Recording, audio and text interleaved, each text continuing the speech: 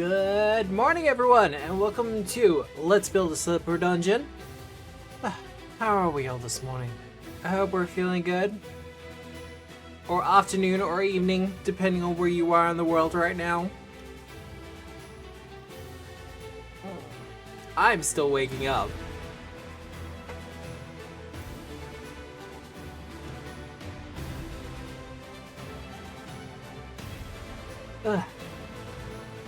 And also my apologies.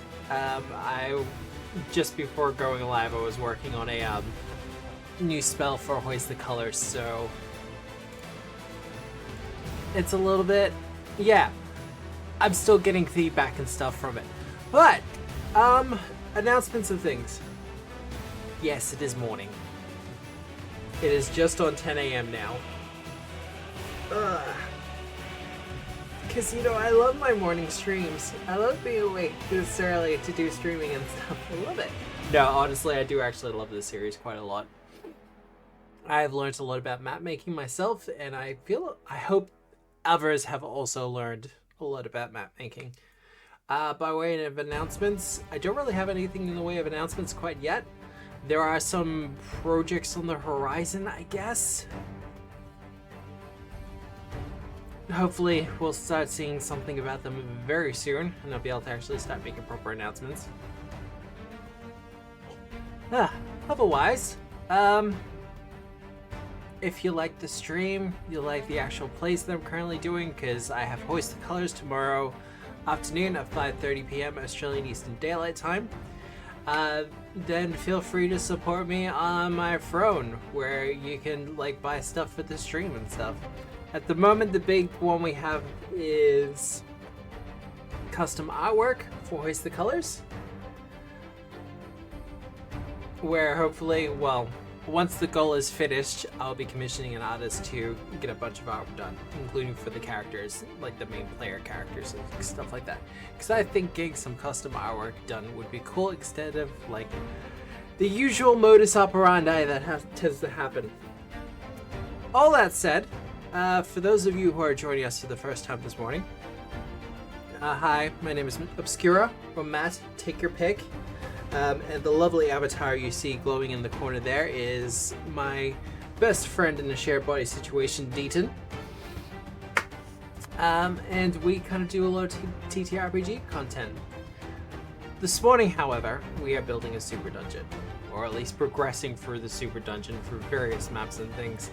Now, as a part of the rules for this, every map has to fit on an A4 sheet of paper, with the exception of the mid-boss and the end boss, which fits on 2 A4 sheets of paper and 4 sheets of paper, respectively. Otherwise, I think we're about ready to go. Or at least I'm ready to go. What we have been working on so far with this particular floor has been messing around with color and light. Hey, cat! We've been messing around with a bunch of color and light and figuring out what we can do and interacting that with VTubing. But I was talking to Dwarf down under, because he's been doing a couple of map making streams himself. You should absolutely check him out. But one of the things he was doing is he was doing the light straight into Dungeondraft, and I didn't know that was really a thing. I may be hoisting some colors. Where are we up to? Only room 4. Oof. I need to kind of also reacquaint myself with how we're going with all this. So, open.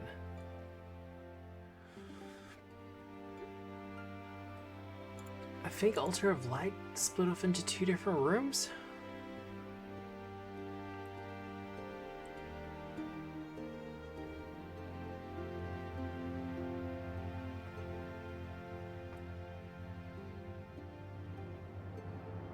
I remember. This was the light switch room. Okay, 2 doors coming off of it. Alright, I'm good to go.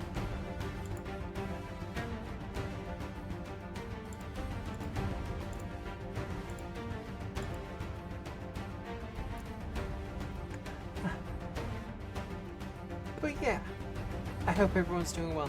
Also, I do have access to Remaster, so if anyone wants to ask any questions or anything, I'm more than happy to answer if I can.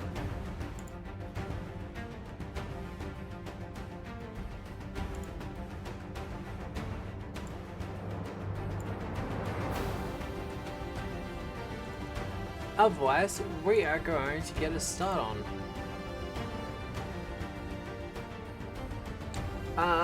Thoughts and favorite bits of it? My favorite master change?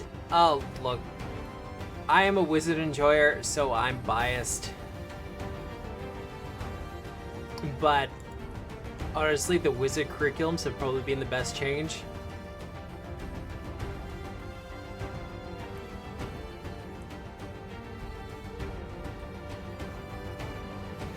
There's just so much. As a designer for Pathfinder 2, like third party, whatever, homebrewing, the curriculums just bring so much more depth to the entire thing.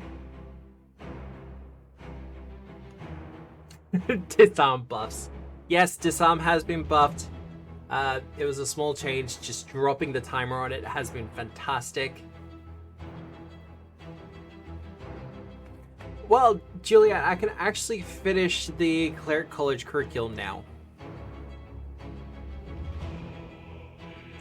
Question with Wizard curriculums, do any give access to non-arcane spells? Not that I have seen.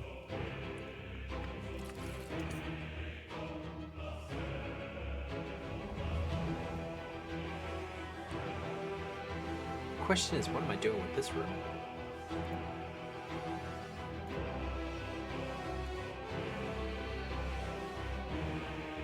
No, I think at this point they're sticking very closely to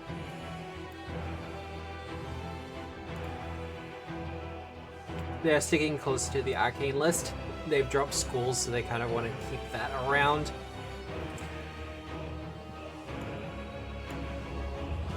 Oh, I do actually like that blue there.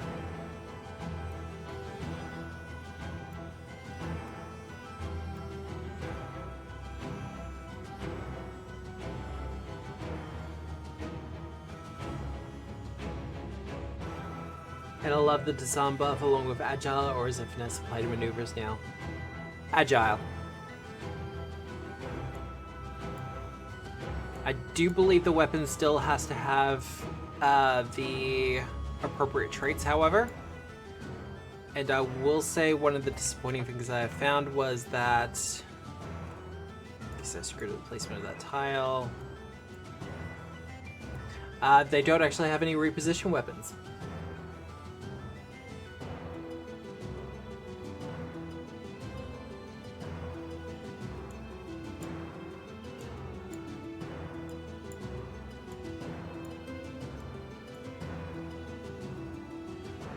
So despite having this whole new athletics action, there's no weapons that actually take advantage of it.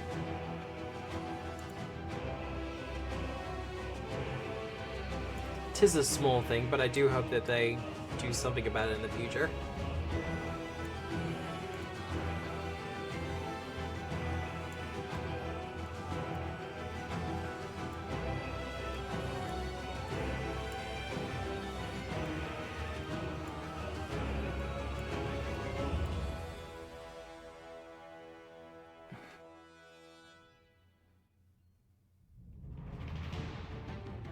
Now, the question is, what am I doing with this room?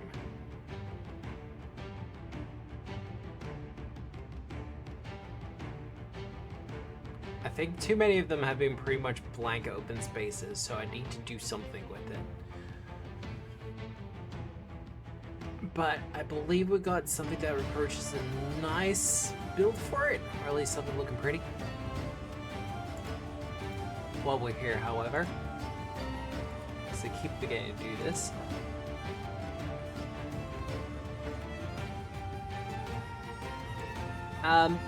The other changes that I've really liked from the remaster, this is one of those things that the players love, but I love from a design perspective, and that's the So with the witch and the druid, though the witch is probably a little bit more infamous for this, they've added feats or class feats that allow you to give your familiar and animal companions new actions. We've seen a couple of designers experimenting with it already in like third-party products and stuff like that, but the fact that Paizo's done it as well now kind of just gives permission. The ability to move an enemy to a specific point does feel like something they value at a premium. Maybe it's okay to not have item bonuses on reposition. Yeah, but they have it for shove. I would agree with you otherwise, hands up.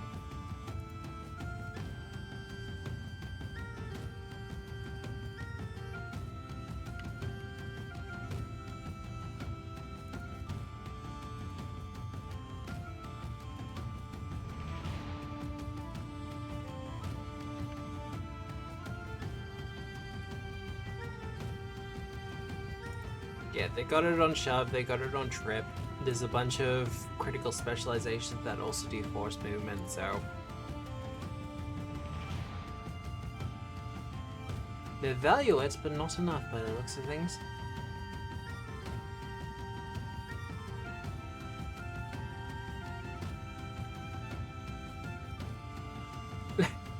Special companion actions, like an ability that lets your rats form an orange tide.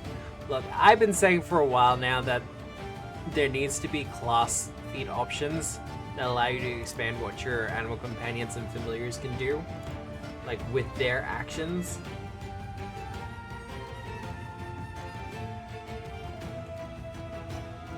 It's just someone kind of needs to pull the trigger on it. It wasn't me. I think the first real examples I saw of it were I think it was Eldrick Osiris Games, actually.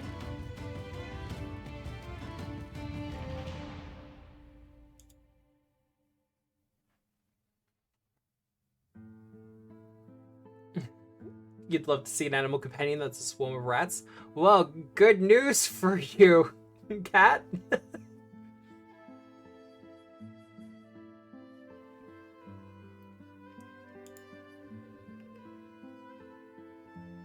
Juliet here in the chat plays the ranger in my Pirate Hoist the Colors game. And Sunshine has a rat swarm animal companion.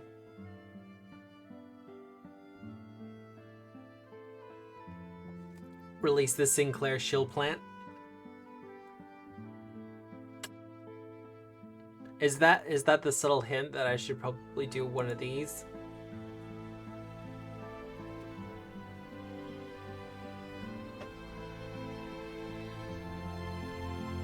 But yes, for those of you who are not aware, I was the lead game designer for Sinclair's library with the Codex and the Almanac.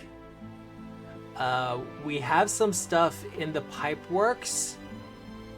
I'm not allowed to make any announcements or anything like that because the way things are with the world at the moment, but we do have plans for the future as well. Hey, cat. Sunshine plays a Leshy Ranger with a swarm animal companion. Nice.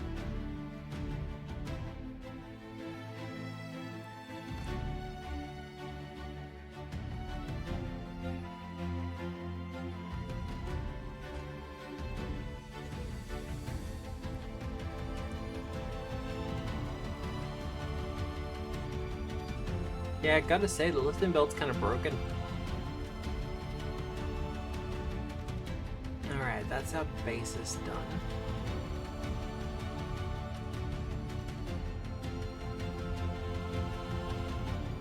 Alright.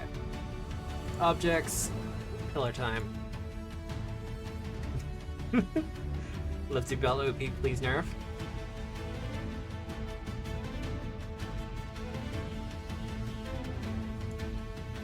But fighters are already get so little.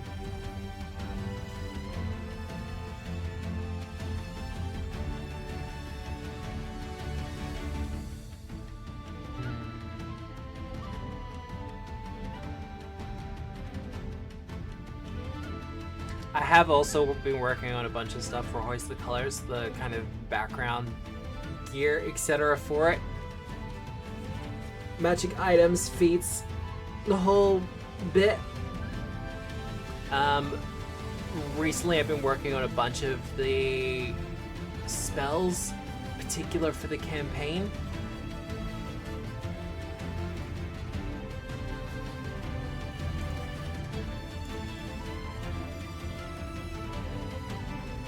I'm mostly just seeing how this looks, chat, before I commit. Yeah.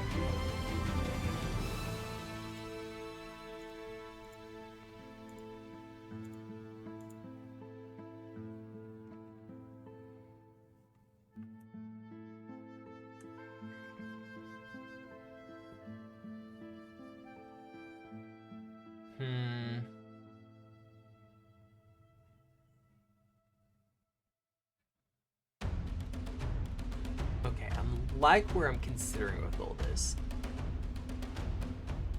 Maybe this could be a central passageway. Yeah, alright.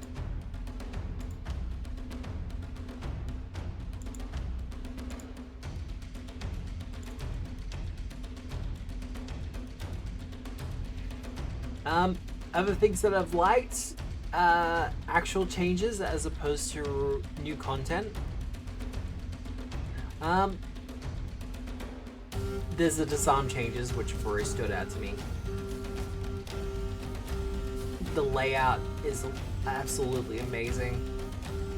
I cannot understate how much the small changes they've done to the layout of the entire thing.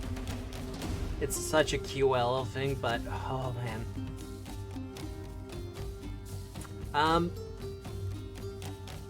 How they've done spells, have they changed them? I actually really love it. They've detached a load of things from your spell ability modifier,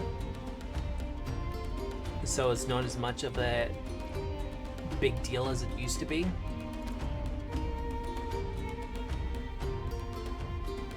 Floor tile.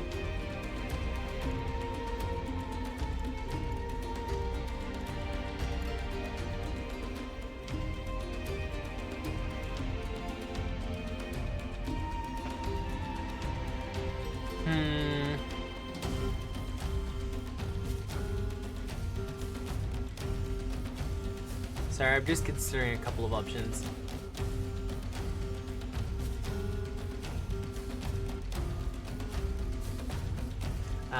To be fair, to hit and DC are a big deal regardless of what happens with damage, pretty much.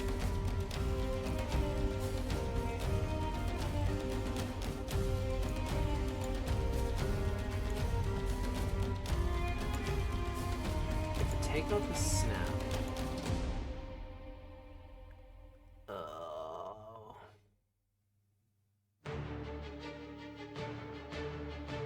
I could do something trippy, but will I be able to pull it off?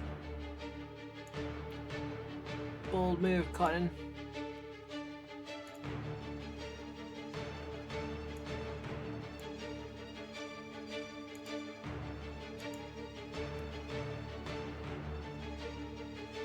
Take the snap off.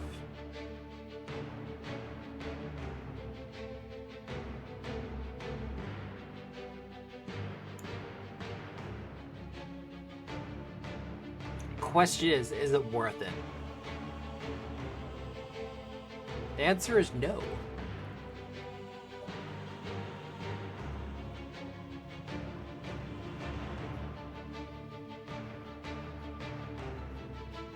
Snap back on. There.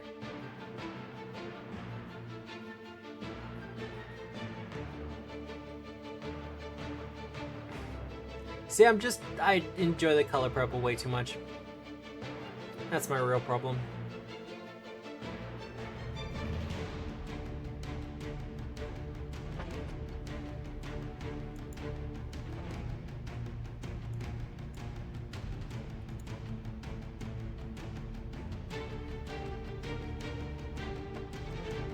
This reminds me of that Kaleidoscope Link's Awakening. Yeah.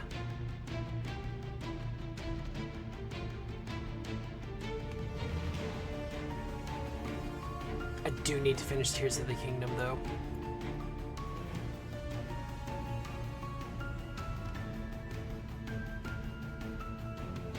I love that you don't need to worry about your training and each casting dedication. Yeah, that has been somewhat controversial in some circles, actually, Kat.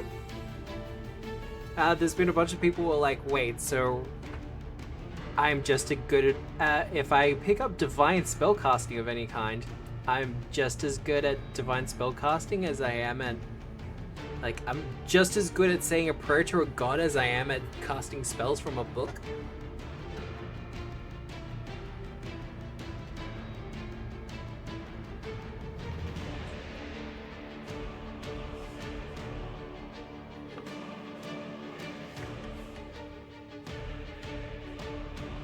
I always associate purple with signing power, and I'm not sure why. Maybe Pokemon is to blame. Well, Pokemon was pretty heavy-handed in doing it.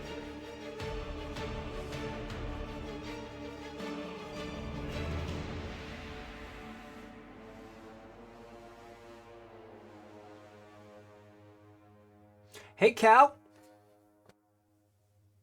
Oh, Kale? Sorry, I'm not sure. Welcome, welcome, welcome. And yes, we're doing dungeon stuff at the moment. And talking about some of the remaster changes. Cal? Okay, cool.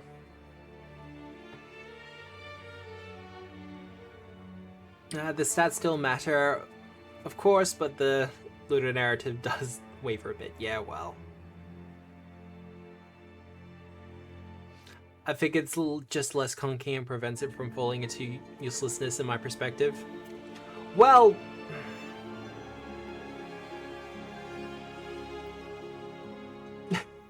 you're just happy you can finally talk about the remaster. Tight-lipped has been rough. Yeah, look, it has been, hasn't it? Like, I know the full embargo hasn't been lifted yet,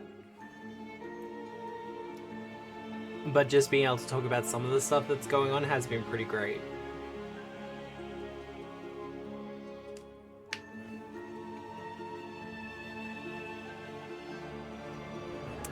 But even from a Lord standpoint, it's tad silly. It's a good mechanical and balance change. Yeah, I think that's the main point. There's been a bunch of the remaster changes that have happened that feel a little bit wonky from a lore perspective, but from a ease of use are pretty amazing.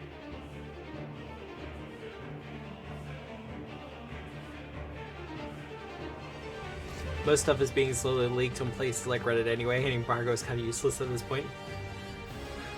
Yeah! Look, and people are doing like AMA streams and Q&A things and everything else like that. I kind of agree with you. I know Roll for Combat last week, I believe it was, did a full 7-day streaming thing where they did deep dives into each of the new classes in the remaster. And it's like, well, some of them have barely changed, but okay.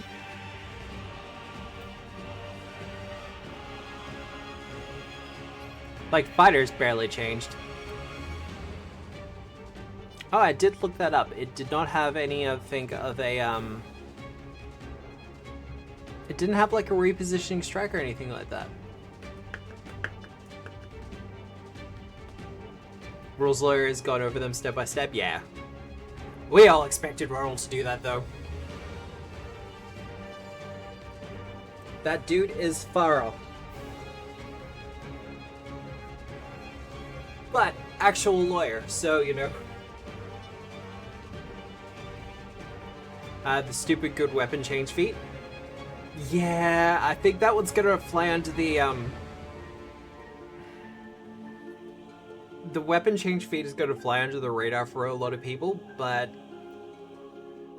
for people who are really kind of digging deep into the mechanics of the system, particularly with fighters and upper marshals, they're gonna look at that and just start drooling.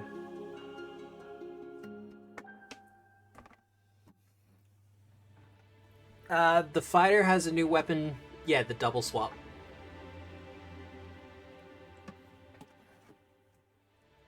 So you can go from, for instance, a longbow to a sword and board with a single action.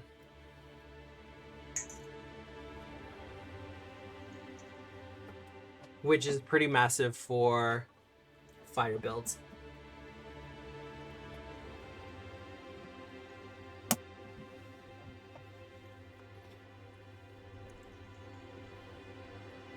In fairness, on some of the classes not changing, Paizo originally found that this was just a big auto with the changes in their series switch off OGL on top. Yeah. Oh no, I understand that.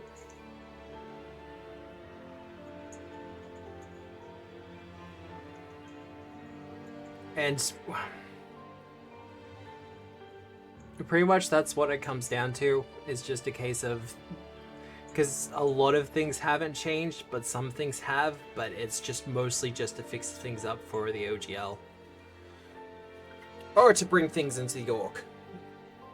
Which is continuing to cause arguments in design circles, which is fantastic. Alright. Well, I don't want to spend too much time on this particular room because I believe it's done. What I do want to do, however,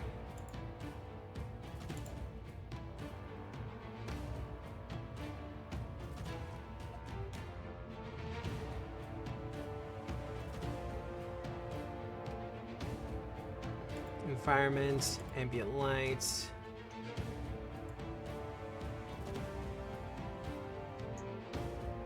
Okay, so I can just make it dark from the offset. Okay, I'm not keeping it this way, but I do want to check something. So I'm just gonna do it like this for now.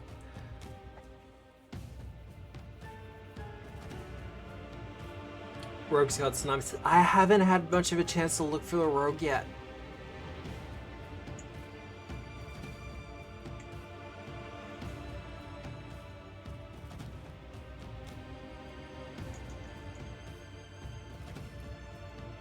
Also, we'll say I'm excited for more shields to be viable for shield block builds.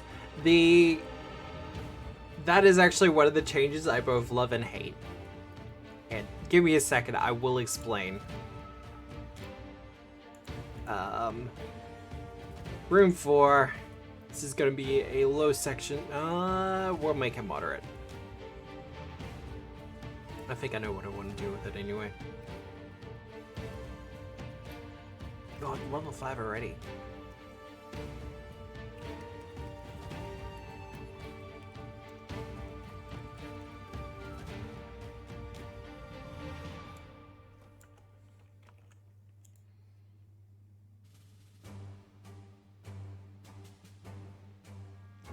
Let me go export.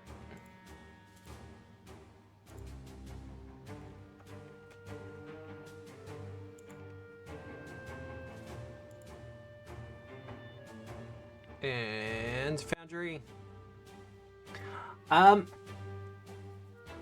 So the new rune feat, not the new rune feat, the new rune for the shield. Because shield's gonna have a rune now. Which all it really does is increase the hardness and the hit points. It's essentially a fundamental rune for shields. I am a little bit disappointed, though I kind of understand why they did it, that although they established a new fundamental rune for shields, they did not add property runes for shields. And they kind of shut the door on it as well. I get why, because you can have like shield spikes and shield bosses on your shields as well, so they didn't want people double dipping in that regard, but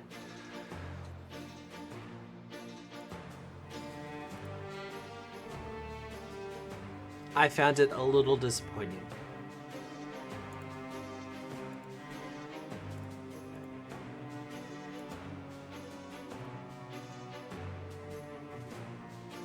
Now, this isn't going to stick around for long.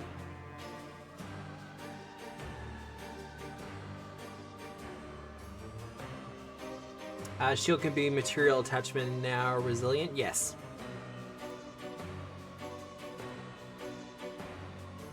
That is super dark.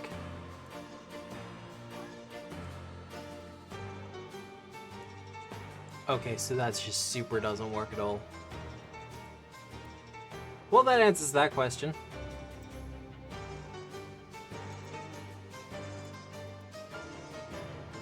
And back to Dungeondraft. I mostly just need to see how that would go.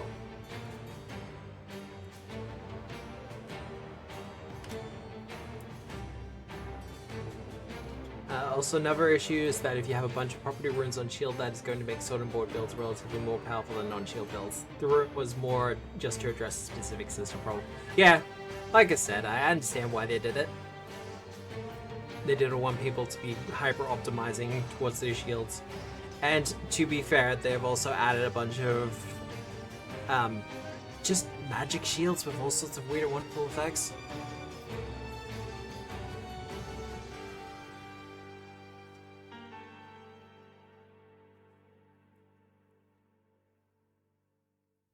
It is a buff to sword and board, but it's mostly the buff is so that they can do extra things with it.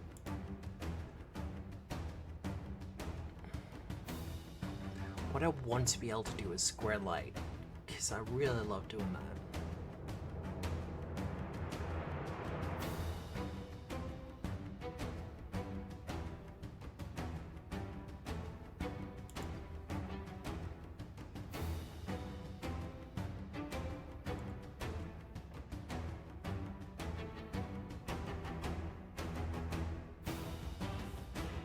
Yeah, they didn't want to put a buff on top of a buff.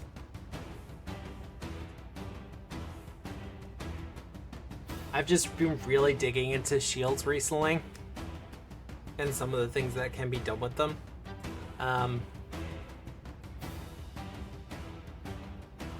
Actually, Cal, since you're in the chat, this has been somewhat controversial, but I think I would like your perspective on this. Tower shields. And I can almost hear everyone else in chat groaning because I have been banging on about them forever. When you take cover, when you have a tower shield, you have it raised, and you take cover, does that count as standard cover, or does it count as greater cover?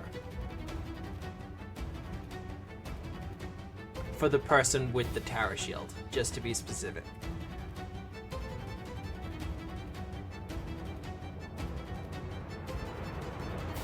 Counts as standard? Okay, that's what a lot of people are saying. And after reading through the rulings and everything else, I do agree.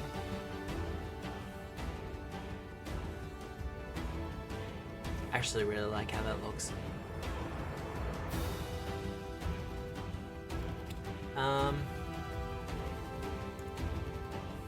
Make that more intense. I kind of like the 3 phase for it. Alright, now we're going to save and export again. We're going to be overwriting.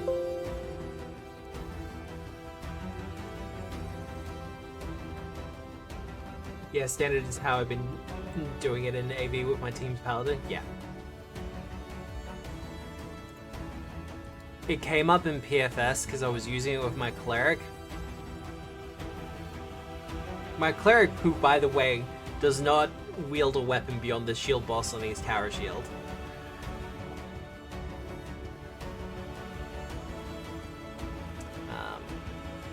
Back to Foundry. Let's try this again.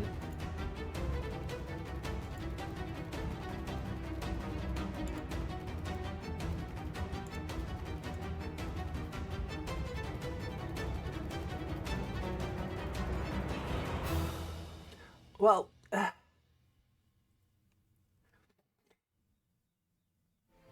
mind you, don't take my word as gospel. I just make stuff as book accurate on the website. It doesn't give me special rules inside. No, it doesn't give me special rules inside, but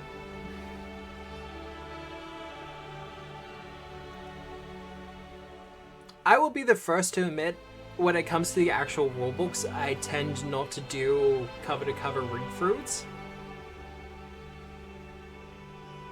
So, it may not give you special rules insight, but it does... Ah, thank you for the follow, Dash Prophet.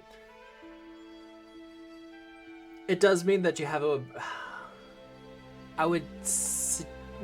try to figure the best way to put it. Have a more thorough rules knowledge? Yeah. Makes you more... makes you pretty familiar with it.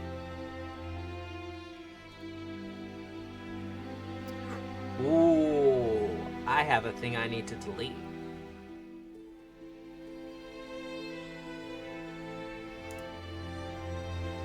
Alright, delete that. Because I think something's going with you with the WebP.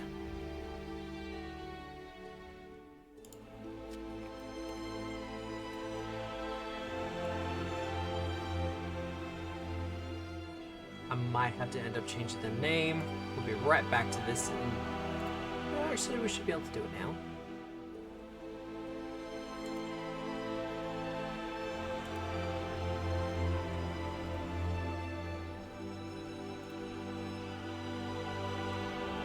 Back to that.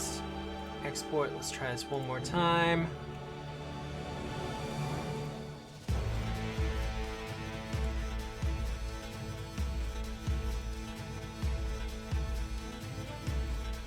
That.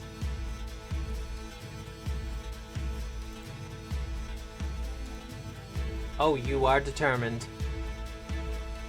I think something's gone real wrong with the WebP for this.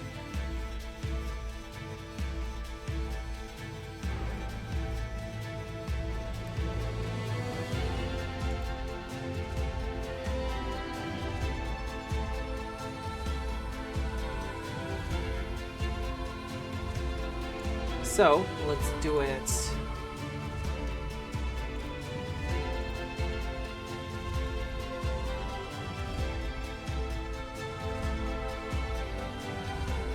There's gonna be 4 versions of this one.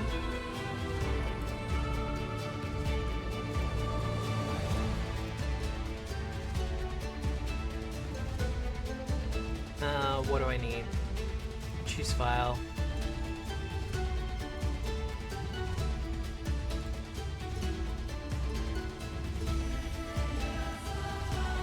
There we go. Transition to night.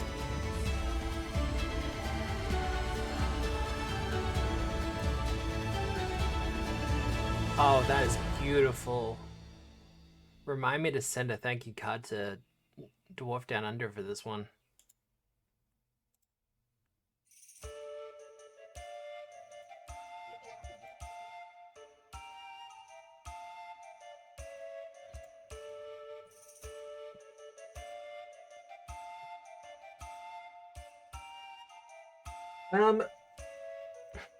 Very ambience, much lighting, and just the change in the way it actually looks itself.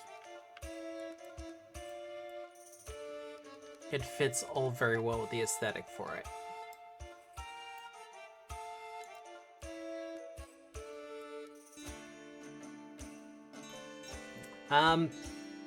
But back to the remaster.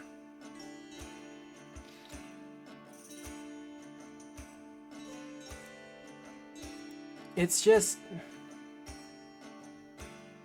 I've pretty much just liked all the changes that they've made. And it does feel like... I've said this a couple of times now. It feels like the last 2 or 3 years of Pathfinder 2 has kind of felt like a early access, if that makes sense. Like the full game's there, but not the fullness of the game that it could be.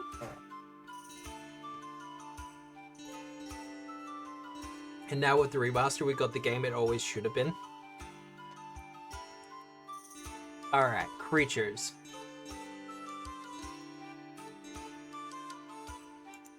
The only one I don't care for is the death clarification, but I don't hate it.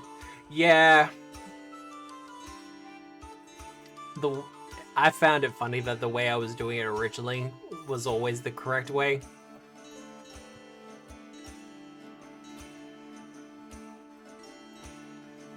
But it's kind of there to also prioritize the use of making sure you stay up instead of, you know, allow people to kind of yo-yo.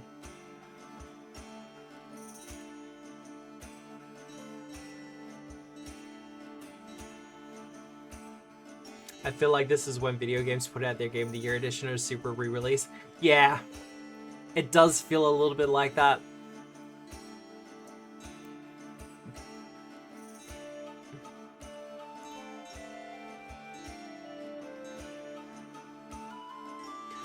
So, we have pillars.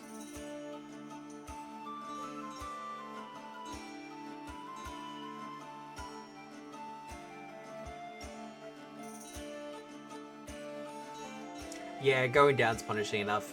Pro and post drop gear, it's a lot.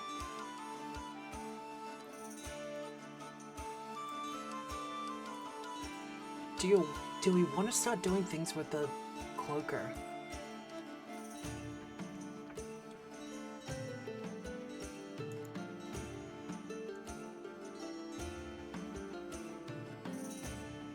This is supposed to be moderate, so let's check out.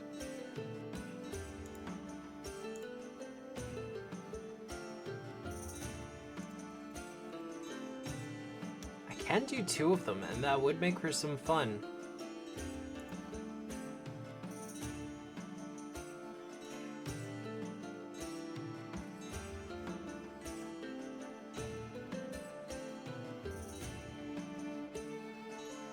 Force Mercy was a strong spell that became top tier. Alright, now I'm gonna have to look it up.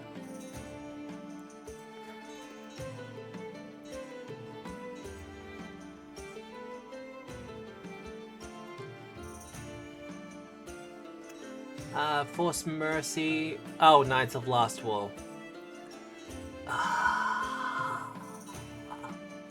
This is fine. All physical damage dealt while by the target to living creatures becomes non-lethal, and all persistent league damage dealt by the target is reduced to 0.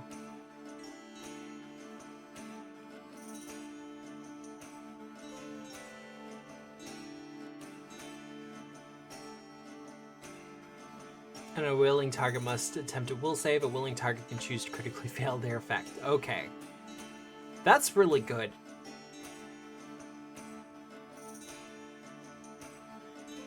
I believe so.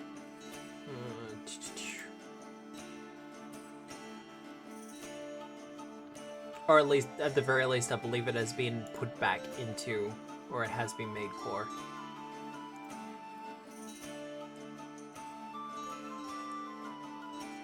Counter spell, wind spell. Yep, non-lethal spell. Class feat 2 for the wizard. I imagine... We don't know about sorcerer yet, but I imagine the sorcerer's gonna have it as well.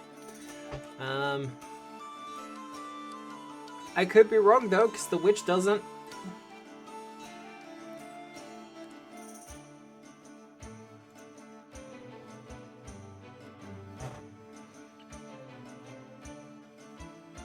To impersonate cloak sheet or array.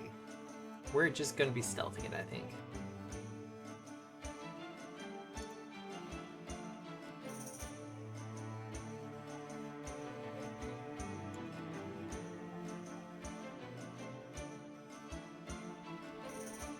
Shadow shift.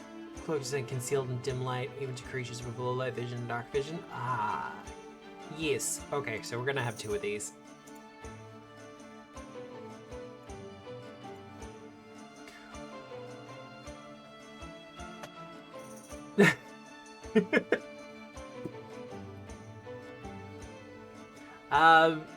Has it been made any more accessible? I feel like it is one of those meta magic all casters should be able to get. The witch doesn't get it by default. That said, GM Fiat, if a player was playing a witch and they were like, hey, I want non-lethal spell, I'd be like, yes, absolutely, you can have it. You can have it. For Sinclair's Almanac, we have a feat called Dove Striker, I think. Which, I think it's called Dove Striker still. Where you don't take a penalty for doing non-lethal strikes with lethal weapons. But it also adds the, if you have spell casting, or you can do the cast a spell activity, it also adds non-lethal spell to your list of class feats. Because we figure it just makes sense. And I forgot cloakers were large.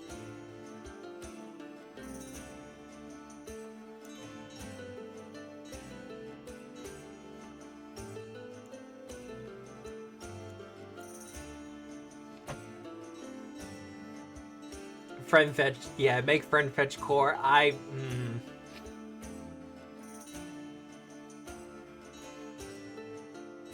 So look, anyone who has seen me play Sal in Osiris's Ruby Phoenix game knows how much I love that spell.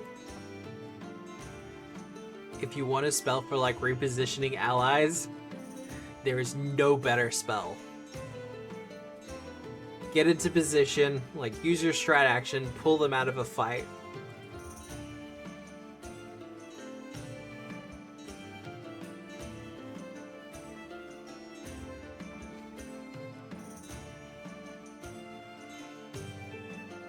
Because this friend fetch, there's also a bunch of Lost Wolf feats that I'm just kind of like, damn, I wish these were core.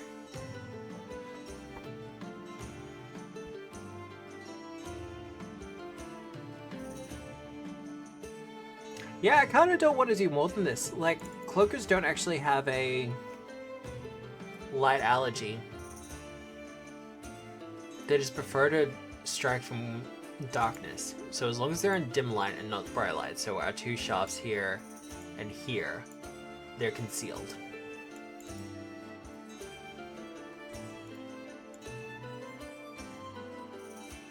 Which gives them that nice 20% mischance.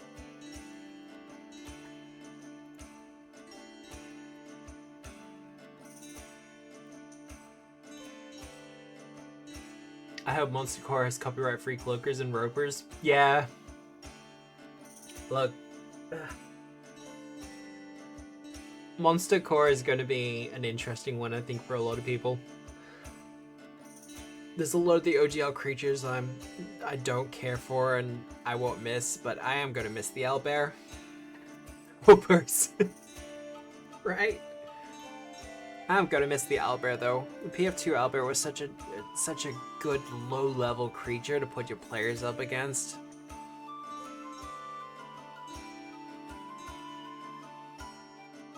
Yeah, we'll still have them pre-change. It's just if I'm writing adventures and things for PFI or for like more official content, like if I do things for Sinclair's and stuff like that, I won't be able to have the owlbear.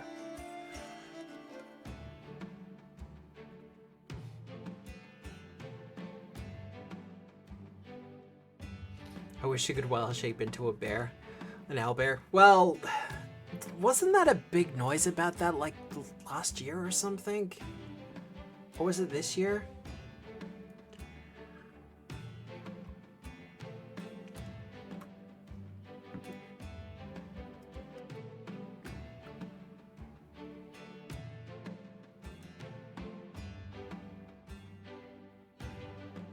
Because of some kind of movie where they did that or something. Look, I personally really enjoyed the D&D movie.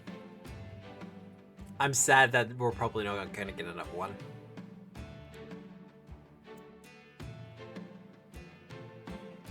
But yeah, no, I think this room is done. I've been getting distracted and talking a lot, but that's fine. I do enjoy the talking.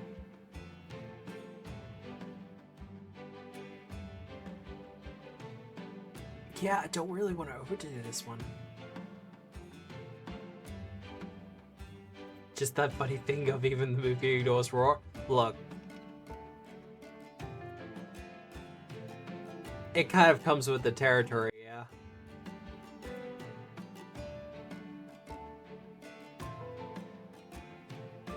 Alright.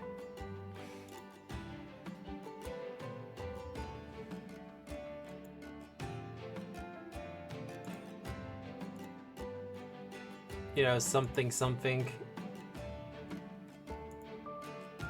Glass houses, etc.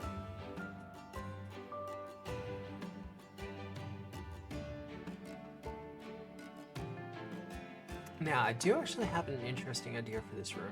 We have established that it's possible, so we're just going to start with that.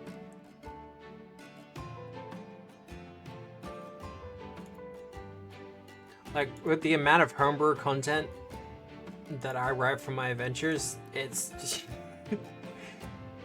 If I was the kind of person who was like, no, you need to obey roar, it would be hypocritical.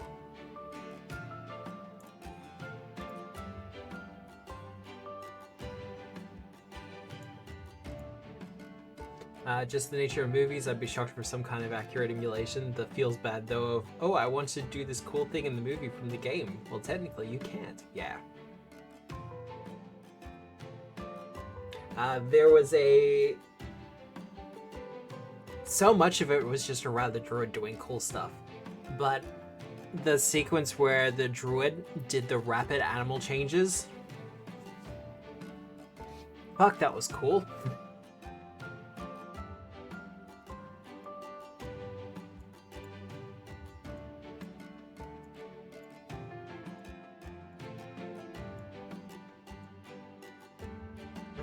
Actually, do we want to do something?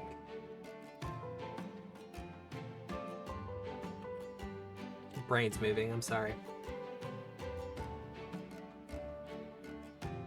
A 2E druid can do that, and man, it is badass. Though I did as an animist.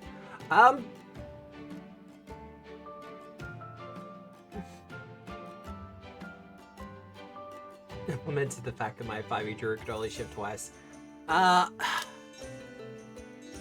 Cat, is there a druid feat that allows you to just continuously change your form? Because it's been a while since I've looked into it.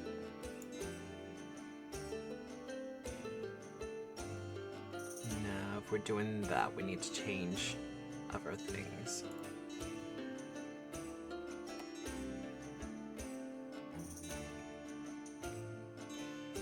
Because I may very well have missed something. The animus can with their lurker, okay.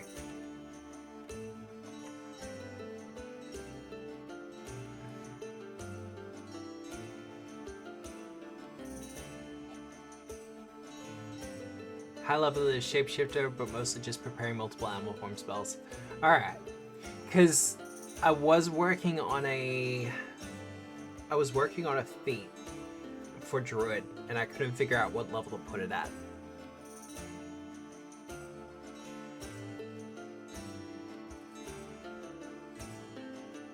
It's a sustained wild shape, but it lets them change to a different animal every time they sustain. Okay, cool. So if that already exists, I can just remove it from my to-do list. That's easy done.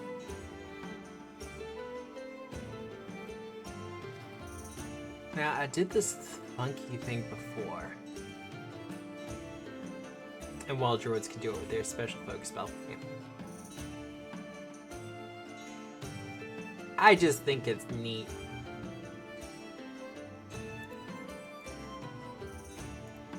Material brush. I want grass. Which grass do I want though?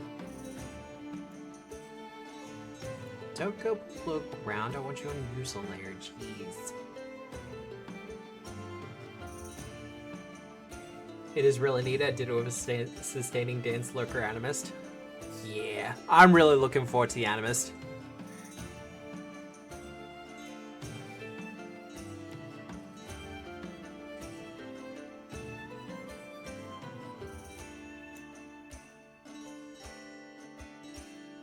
Started as land animal, leaped into the water and turned into a shark. See, I love that kind of shit. More of that.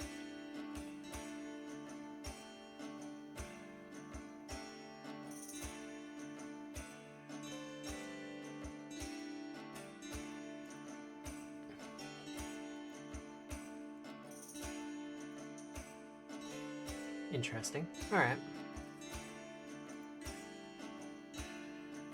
We go objects. Because they'll need the vines.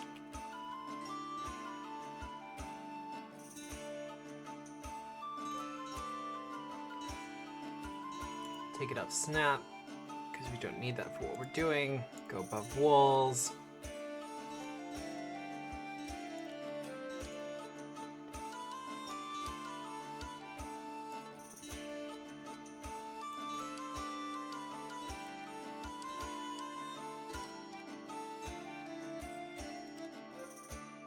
The other thing, this is something I've been thinking about.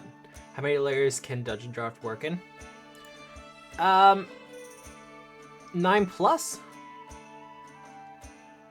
depending.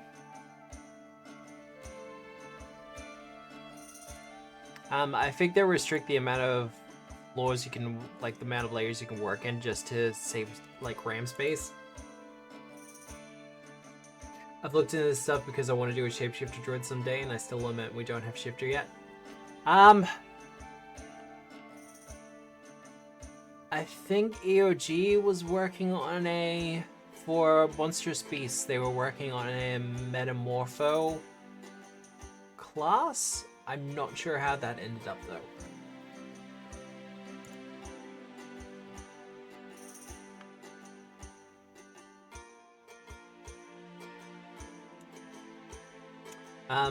I was working on a, I still might work on it actually.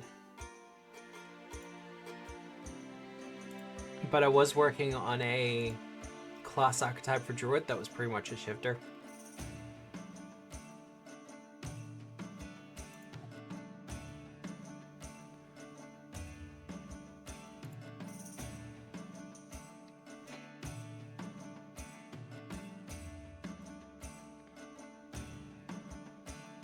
I was still working out how it was going to look though.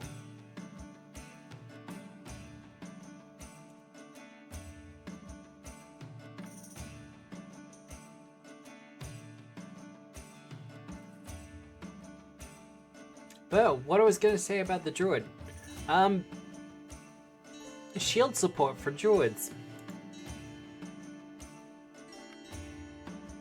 Y/N? I don't think they have any specific class feats that kind of work off of the shield.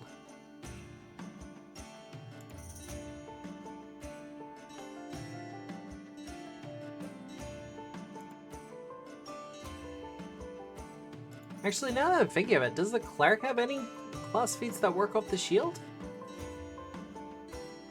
Can he create depth and impede visual by gradually expanding the width of the hole and layering a new hole on top?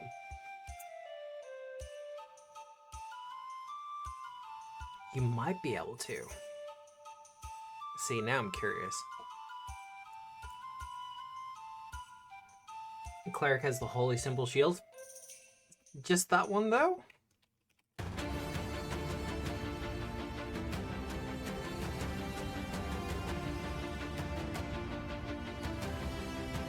Well, let's have a look at how this goes. We're gonna turn off the shadow. Please don't let me forget that I turned it off.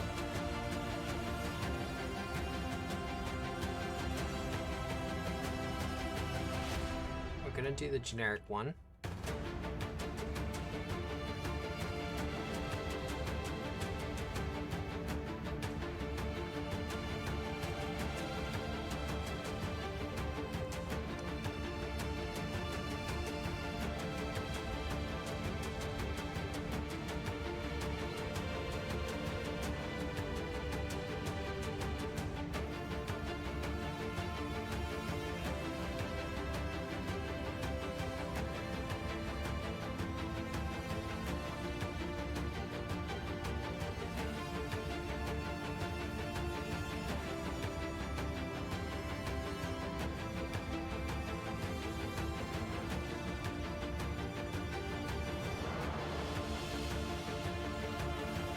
I'm not sure how I feel about that.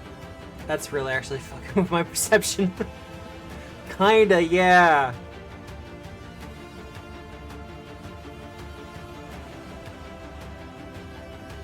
The alternative, however,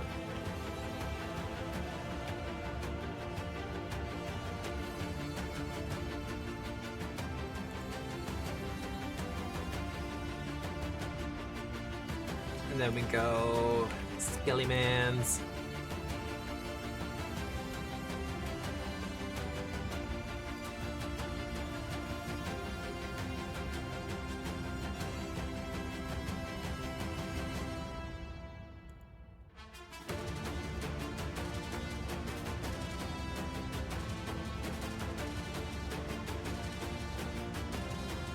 Actually, now I'm thinking about it. How about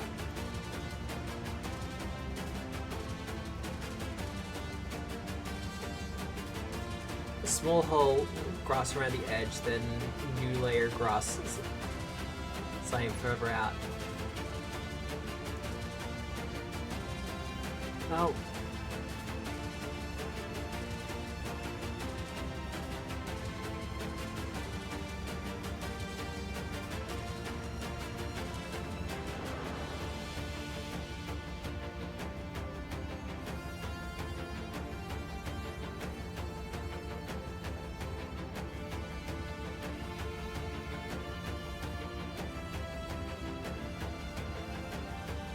That also works, yeah.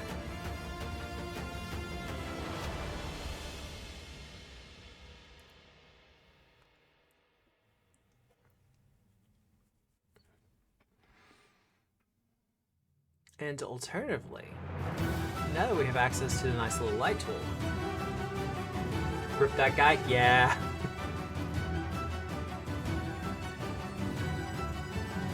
Switch that down to like that.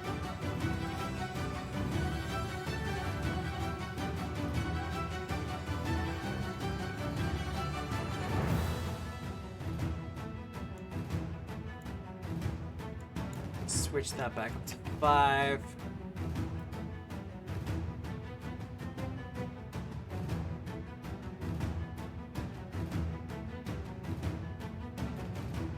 Might have to extend out the grass patch a bit now.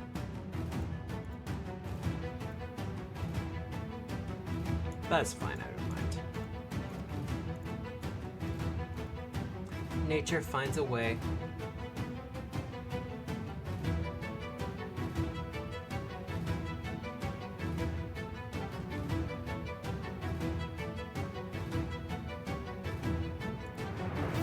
Then we go back to our objects and we want flowers.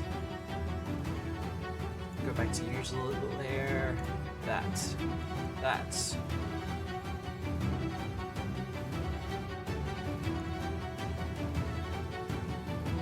Take the snap off.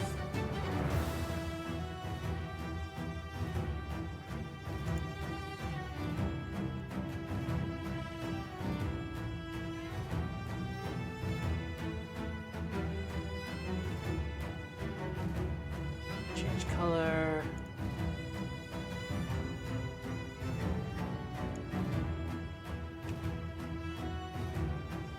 Not dropping a planter.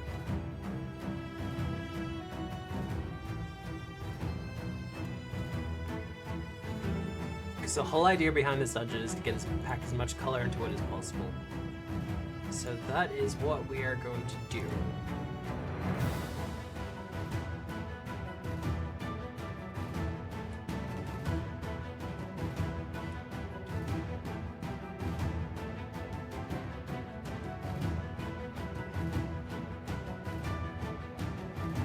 Change color. No, that gets washed out. Washed out as well.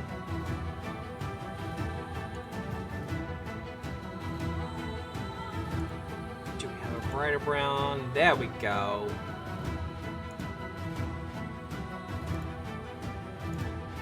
The things I learned off Tumblr. There's something I never thought I'd say.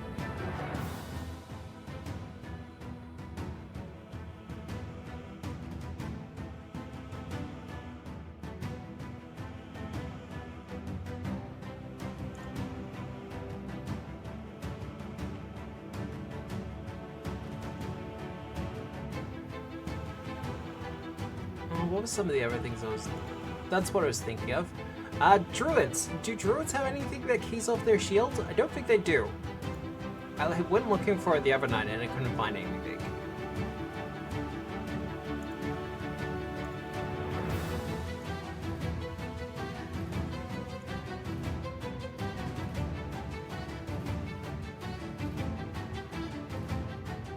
Yeah, none comes to mind.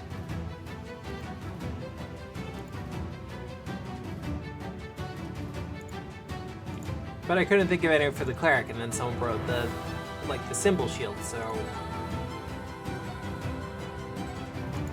Don't want to stick my foot in my mouth. Not again.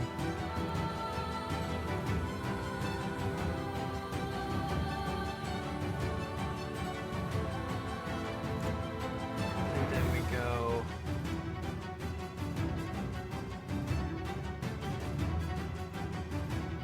not also want to move the land?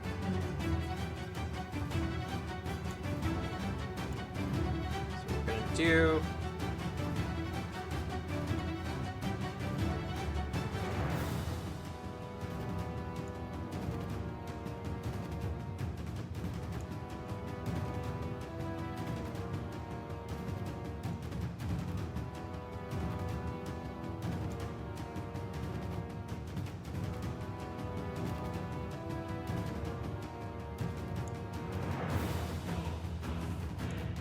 Spin that to around.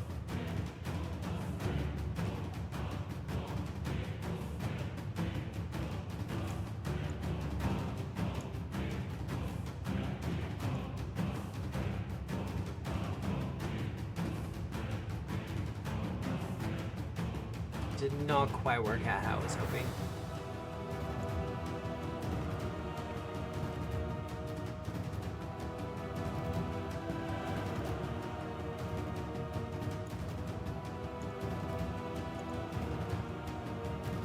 No, I've been thinking about shields a lot recently because I do as I do, and I'm writing content and stuff up for the shield for a future project. And I just think it's weird that a class gets given shield block at first level and then doesn't really get anything unique to do with it.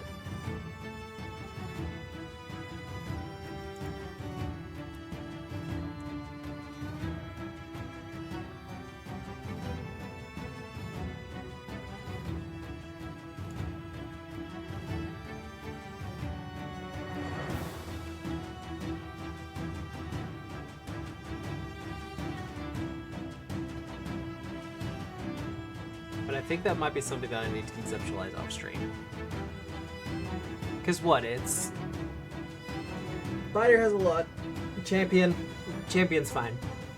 But Druid and Cleric also get shield usage, but not much that they can do with them. I don't think the Druid has anything unique that they can do with their shield.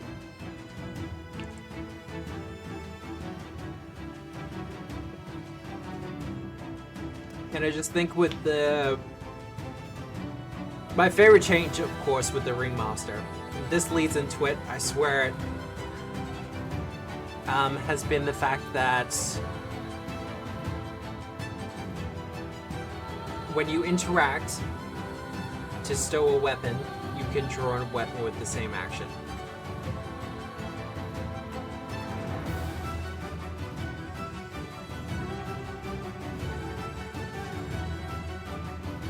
I would like there to be some spellcasting flair to do with shields, but not a lot comes to mind. Yeah! And I think if Magus did a fair bit with it with the Sparkling Taj, but I think it's like Cow said up top. You don't want to do too many straight up buffs to the shield. That it kind of makes it optimal, but at the same point it's like... Yeah. There was a discussion we had when we were building up the Almanac, and it was a case of... We understand that there's a balance to the system, but if you want someone using a mechanic, there needs to be some encouragement to engage with it.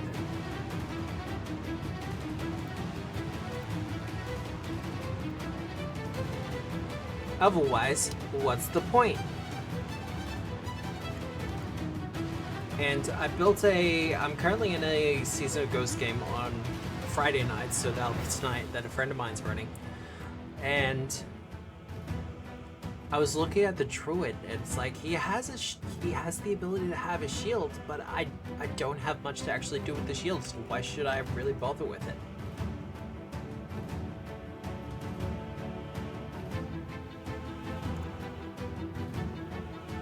Snap back on.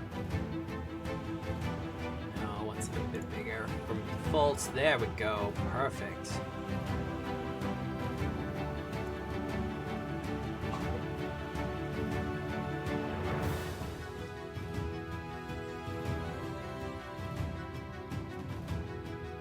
See, I actually really like this room.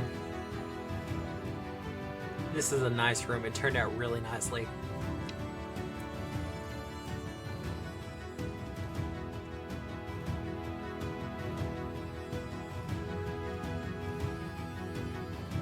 What if you could react to enemies using martial reactions to your spellcasting? Like use your shield to interrupt. Oh. I mean, they already have.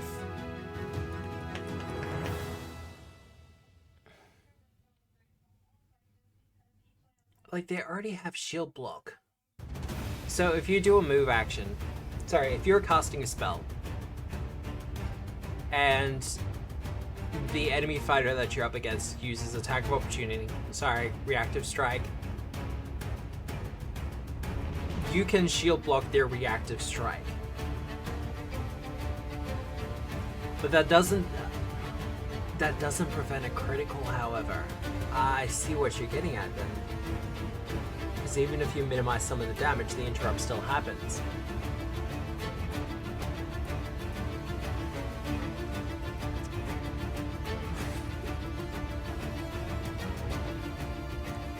Oh, see, now I need to look something up. Sorry, chat, if you're here for map making. I feel like we've been derailed a couple of times.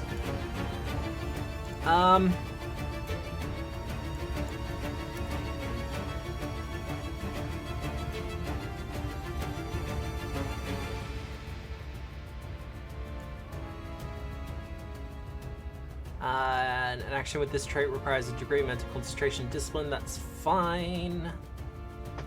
Oh, you're fine. I kind of knew this was gonna happen.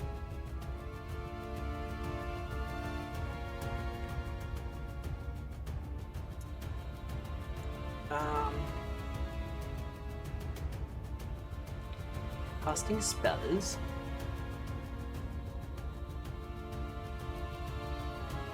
Materials, photic focus. Disrupted and lost spells. Some abilities and spells can disrupt a spell, causing it to have no effect or be lost. When you lose a spell, you've already expended a spell slot. If a spell is disrupted during a sustained spell action, the spell immediately ends.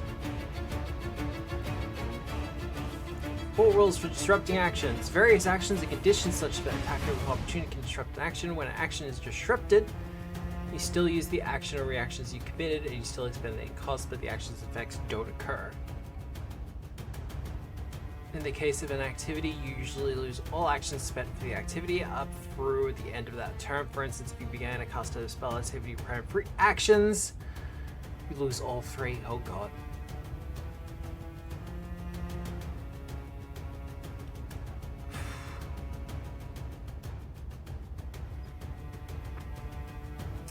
The GM decides what effects a disruption causes beyond simply negating the effects that would have occurred from the disrupted action. For instance, a leap disrupted midway wouldn't transport you back to the start of your jump, and a disrupted item handoff might cause the item to fall to the ground instead of staying in the hand of the creature who was trying to give it away. Okay, so there's no concentration check to keep the spell. If it's disrupted, it's disrupted.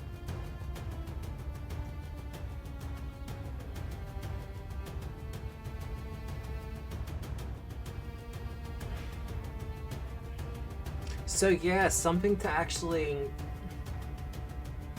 like a counteract trigger.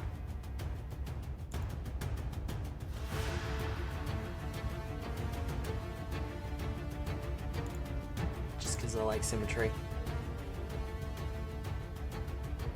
A reaction to reaction feels weird though.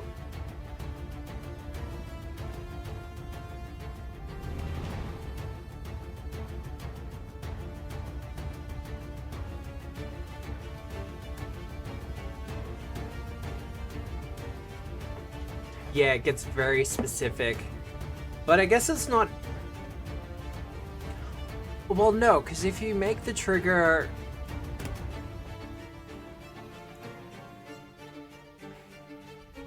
I'm going to delete this, but just so we can kind of have a look at it. So if the trigger is... Yeah, no, we're doing this. If the trigger is... You're... Don't do that to me. Don't do that.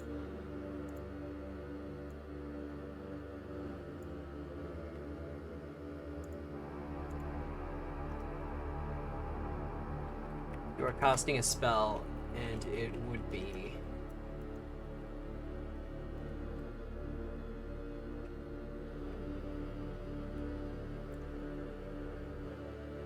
Alright, no, you know what? I'm just gonna write in chat.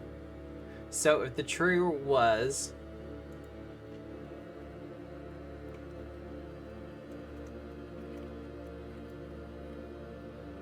You are casting a spell, and it would be disrupted. Then that would cover... That would cover more than just counterattack. Because if you're currently sustaining this spell...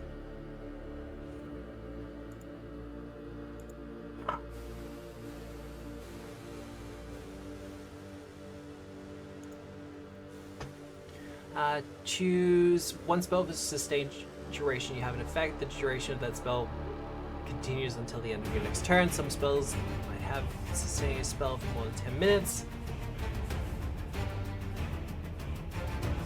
If your sustained spell action is disrupted, the spell immediately ends. You cannot sustain while fatigued. That's something I need to remember. But yeah, if you keep the trigger as you are casting a spell, it would be disrupted. So if someone tries to do other things that would disrupt the spell,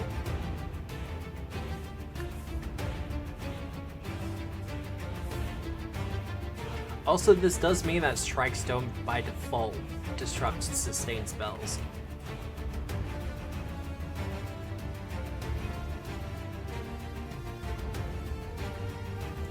Interesting.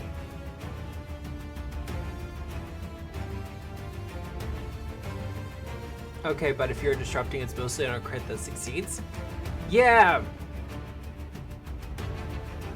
Like, this is one of those things I would never give to a, NPC. Like, ever give to an NPC. But on a player, I'd be more okay with it.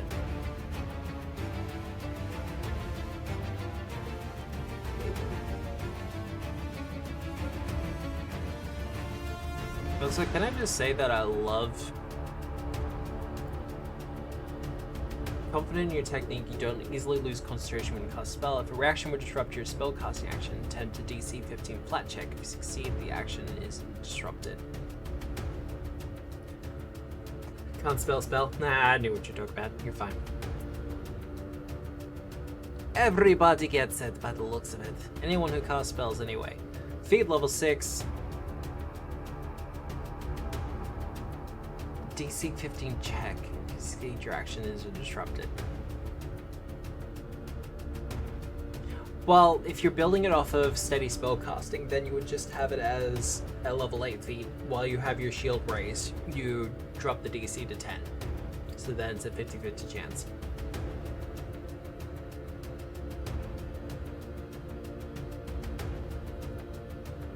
But if we're going to do that, you may use your reaction to drop a flat check to 5 instead. That would feel real bad if you missed it though. But because there's a player side roll. Yeah, okay, well we got 1. That's Druid for and Clerics. God, now I want to write this up. How much do we have left on stream? 40 minutes. Okay.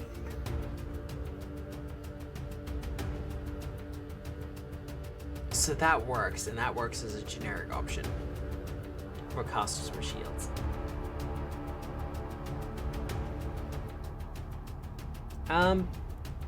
Once again, I think this room's kind of done.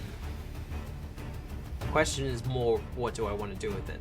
Because there are two main points to this room, and that's the flower garden here and the pit here.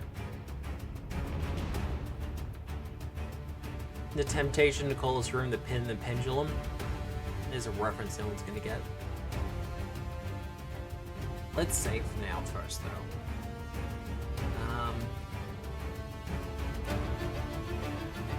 Flower.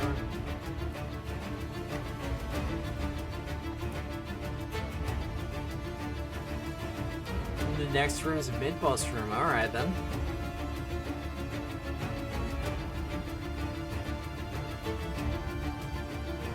We'll make this low. We kind of want it to be a skill challenge more than anything else.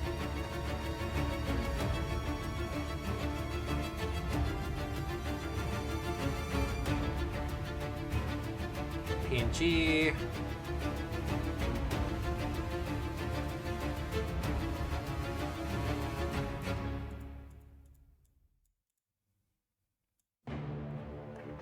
See now what? I have a couple of things that I need to do once the stream is ended. But I think I'm going to be doing a lot to do with shields this afternoon.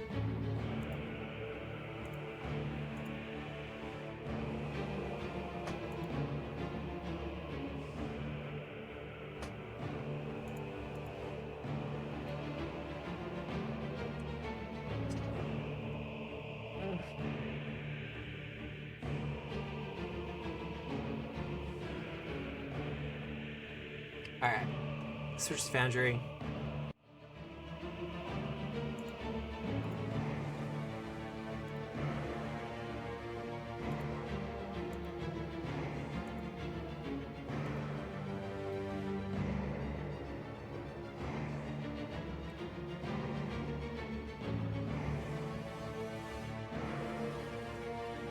Switch to nighttime.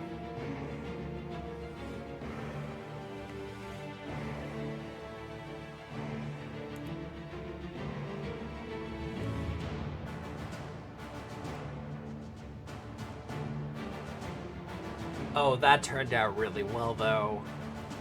Look at that. Like, blurred, scuffed, but otherwise that light, that lonely light at the bottom of the pit there.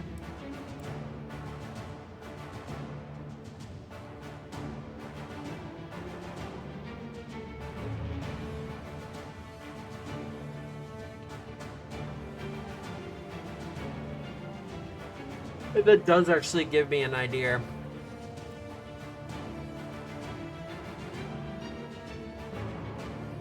I will say, I know we were talking about players, but I'd be wary of giving features like that to NPCs, because if I curve the interrupt and then they simply do not, it would feel bad, yeah. Yeah, like I said, Julia, I would never give that to an NPC. Because like you said, getting that attack of opportunity and getting the critical hit on it, and then it doesn't interrupt and disrupt that's just feels bad. Like, that would suck so bad. I rolled a natural 20 to disrupt this boss caster. No, they get to keep their spell and they can still cast it. What?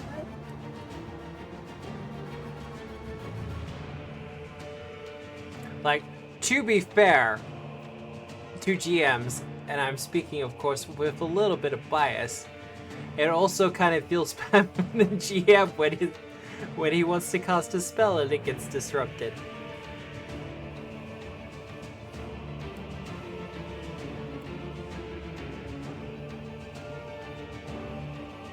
I don't recall seeing steady spellcasting on any enemy, actually. Yeah, from memory, I don't think I've seen it.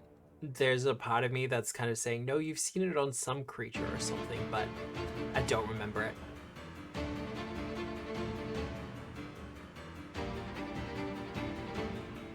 Now, low, level 5. What do we have?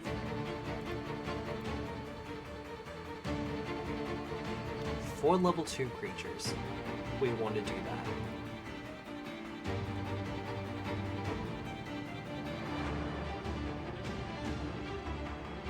Ah, that's right. We were running into an issue where there wasn't actually a lot of creatures.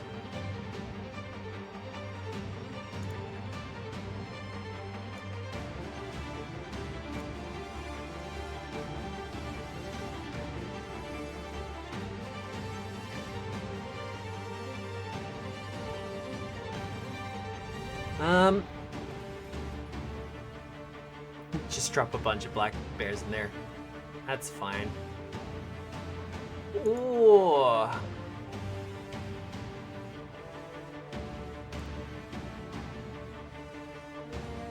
Oh, hello. Blind time.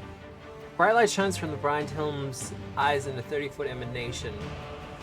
Each creature in the bright light, when the blind helmet uses the action or who enters it while the light continues, must attempt to DC. We are screwing around with light effects.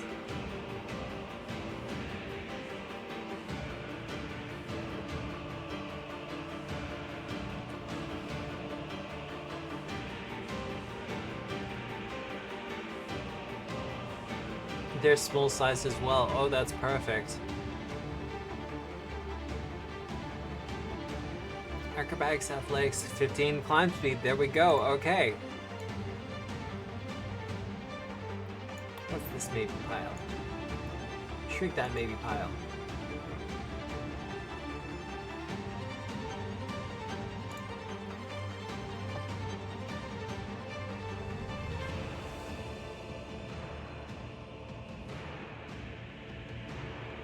So the idea here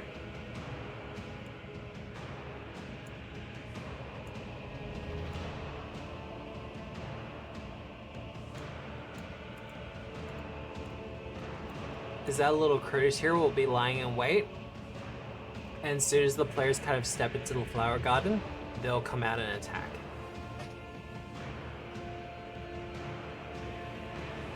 Though they have a climb speed, we could have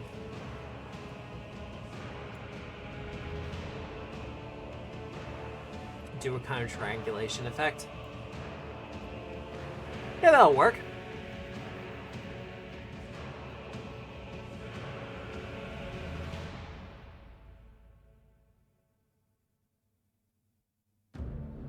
Yeah, I can dig it.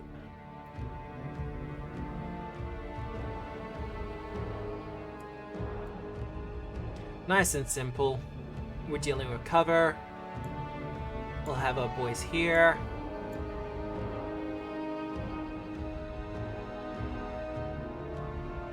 And it allows people to use the avert gaze action, which, you know, is fun and should be used a little bit more often, I feel. Now, back to our dungeon draft.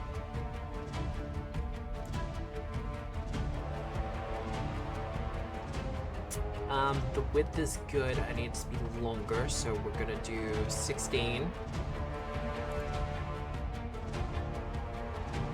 See how that looks. No, don't like that.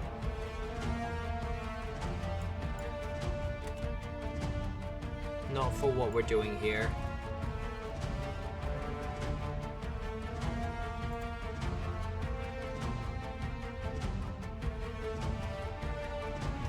Might just have to be the way we do it. That's disappointing.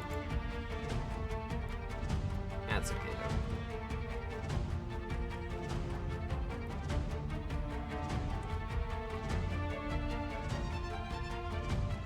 though. I know what I'm doing wrong. Swap these around. There we go. Now, what we're doing here. Yes.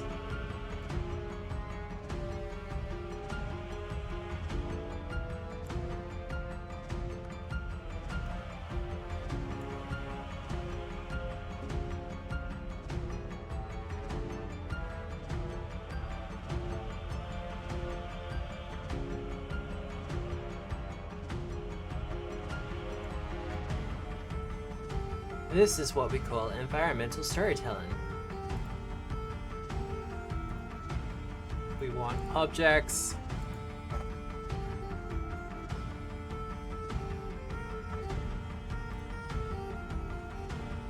It's the big splat.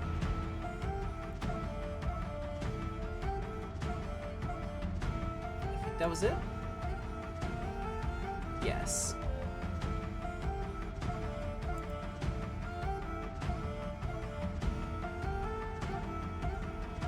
And then we have our skilly mans. That one.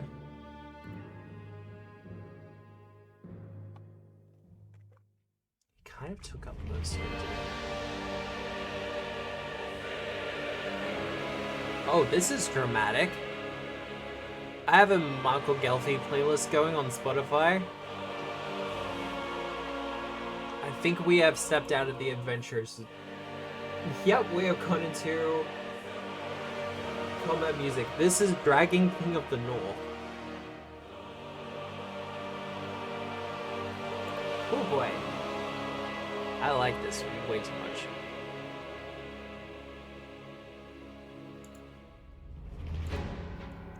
Objects. I want stone.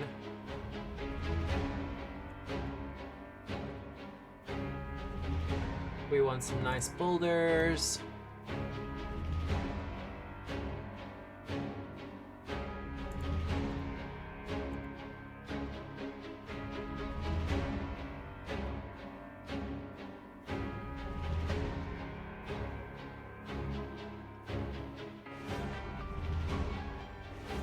Because we want things for people to actually hide behind.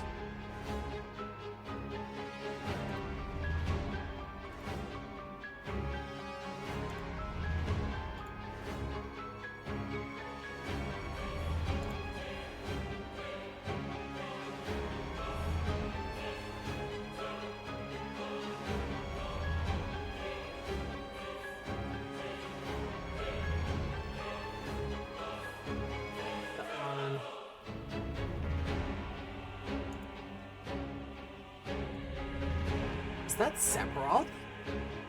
Did they just say Sephiroth?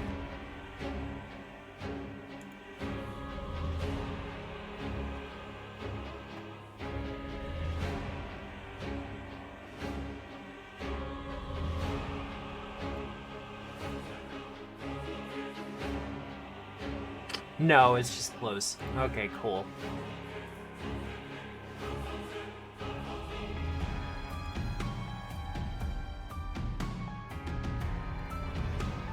This feels like it's right out of a Final Fantasy VII game. Or just a Final Fantasy game in general.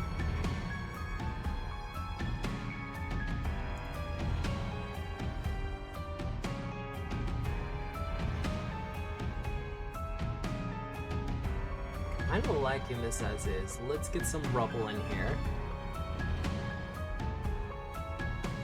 This is all your fault, by the way, Ninzad. Just so you're aware.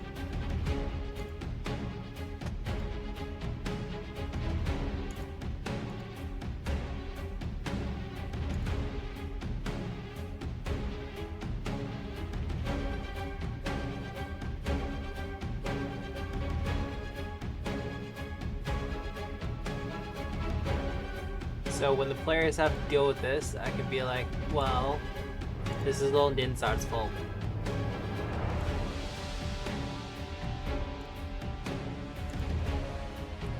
That, I need water, no water.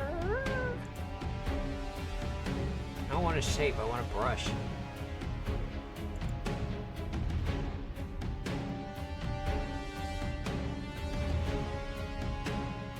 Nope, none of that helps me.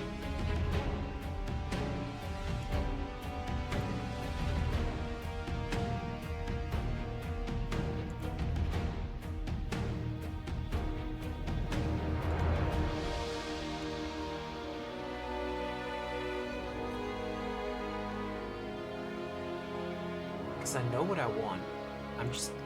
Am I just not braining right?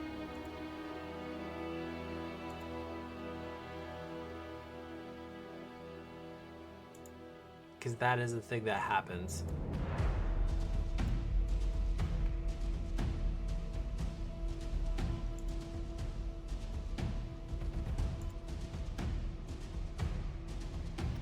Need to remember that.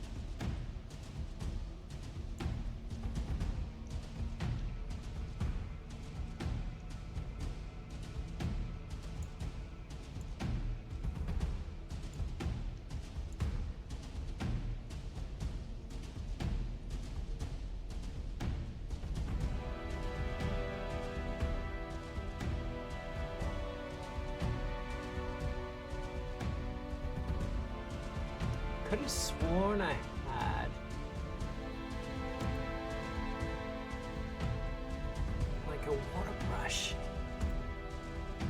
Oh, what am I doing?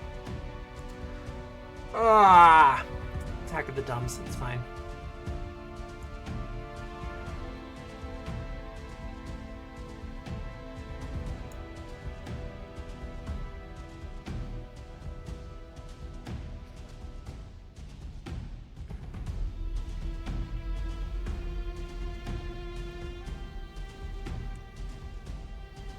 Alright. Honestly, I think that's kind of done for what I want it for. But light tool.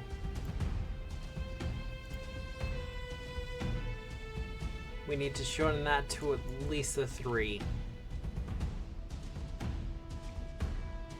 To at least a 2.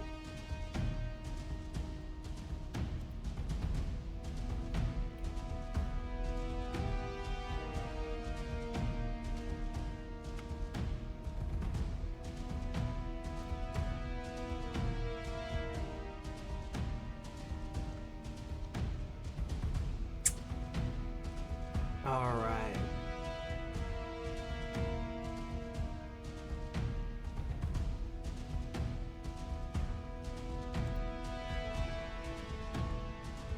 Now, this is going to be room 6.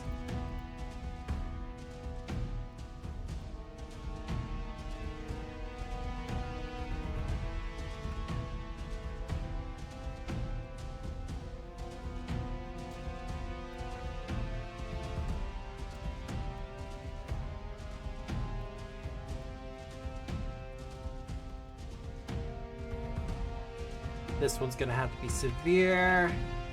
Gonna have to be. It's a boss encounter, it's gonna be severe. Export!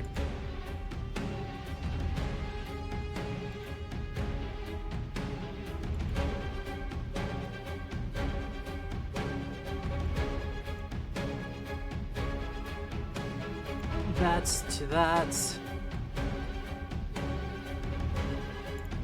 Now we go back to our foundry.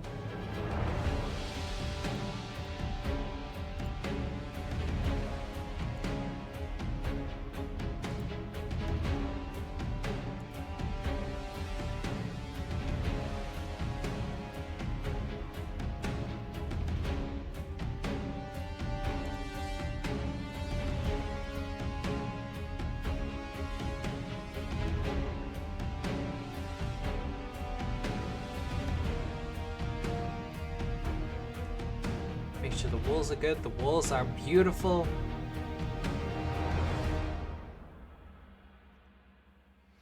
So the idea to begin with is that our boy here in the center will have a ever-burning torch or lantern on him, which is what is generating the light that you can see from on the top of the pillar. So once you defeat the Blindheims in the upper level, people will see the magic light at the bottom of the pit and want to investigate. Theoretically.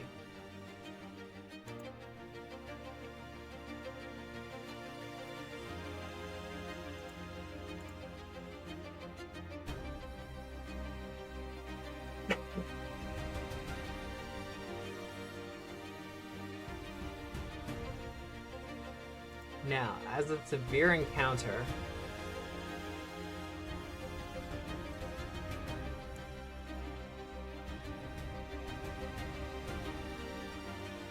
we could absolutely just put our players up against the Black Pudding. Have it against the roof, drops down. This will leave us with some budget left over, so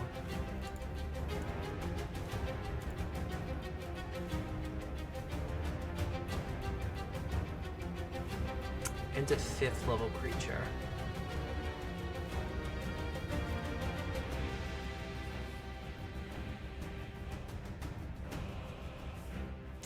What do we have in our 5th level? Sabason.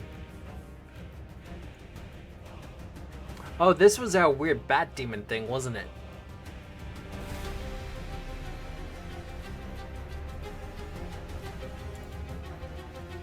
They don't have light blindness? They do not.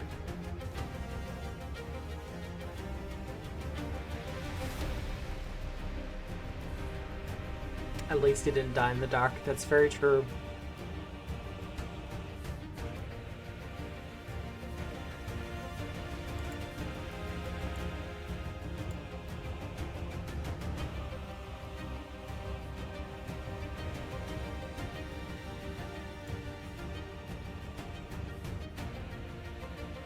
How big are you? Just a medium? Well, that's great, actually. We'll put our slime over here.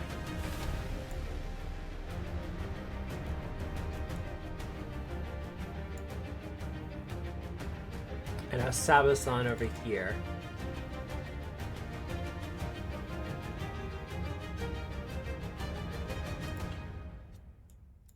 So the idea of this encounter will be these two are not friends. They do not like each other. But it is kind of a natural environment for the two of them. And they can kind of fight and feed off of each other. The Sabason can just go elsewhere.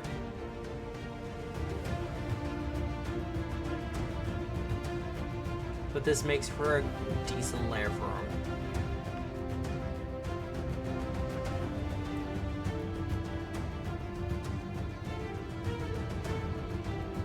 I'm just checking fly speed. Okay. No climb. Suction. The pudding can climb on ceilings and other inverted surfaces. Those such surfaces are difficult terrain for it. Oh, okay. So it can just stick to the roof. That's fine. I'm okay with that.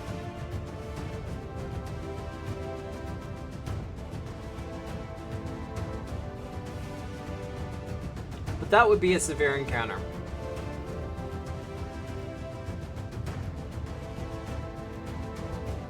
Considering the ever-glowing lantern or torch on this guy, I would probably also have this as the treasure room.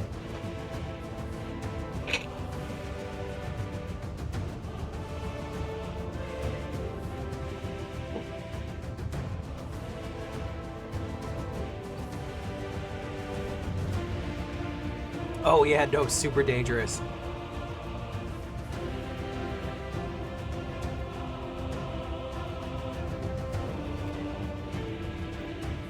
So, it would depend. Running from this place would be difficult. Yeah, look.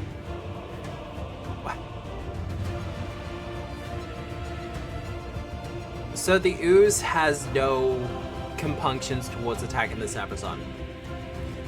If it gets the opportunity, it will. If you really want to be evil as a GM, however, theoretically, players would have gotten down to here via a rope. If you really want to be dirty, while the pudding is distracting the players, Sabason here would just fly over and cut the rope.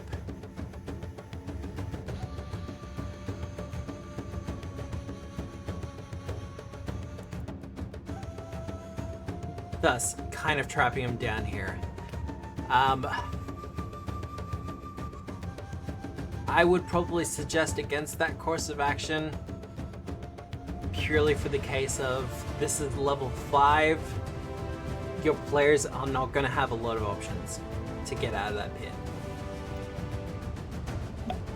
If any whatsoever.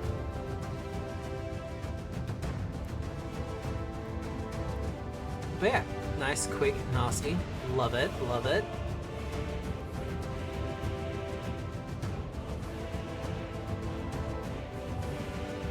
But there's cover for the players that they can use if it comes down to it.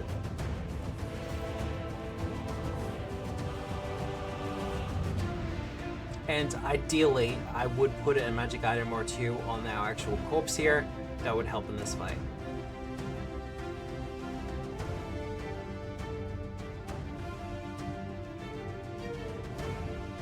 The climatic boss fight should be intense, yeah. I've always believed that. And we go back to our Dungeondraft.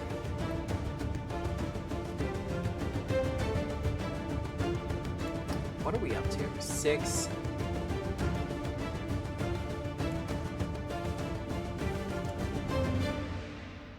So we have 2 moderates left and another 2 low.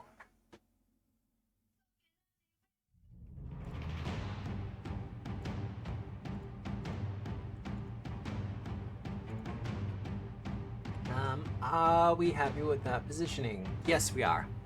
Because this will be the other side of the hallway.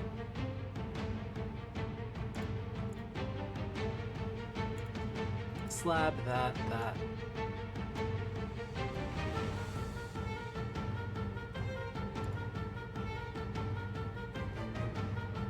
To the floor.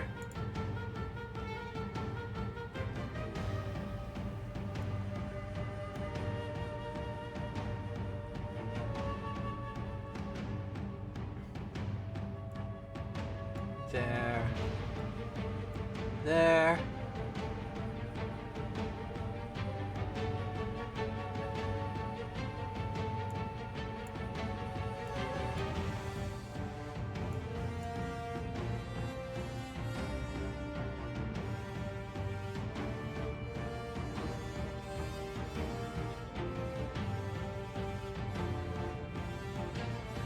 Yes.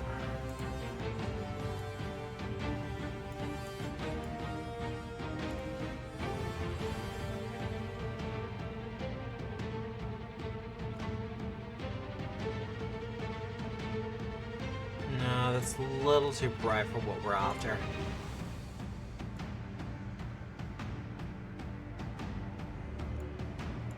Want it bright but not glaring. Much better.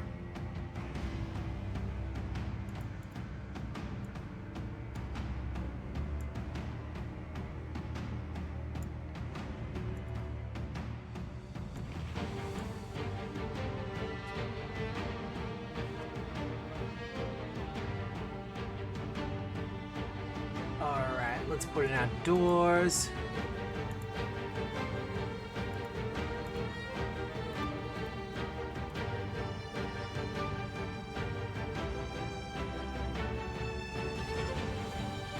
Object.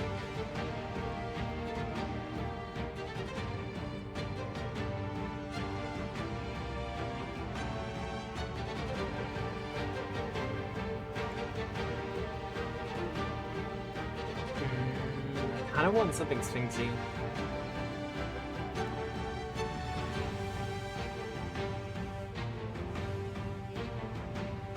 Also kind of on a dais though. Ah, there we go.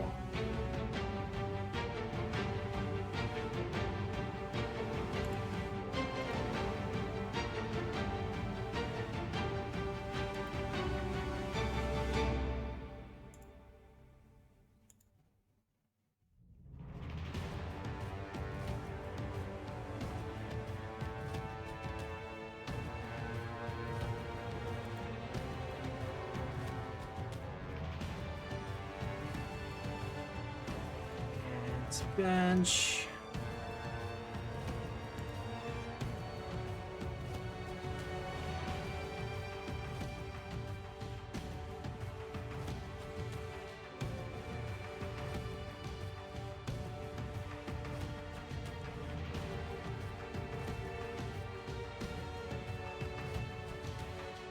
Nice little ritual room. Let's get our blinds out.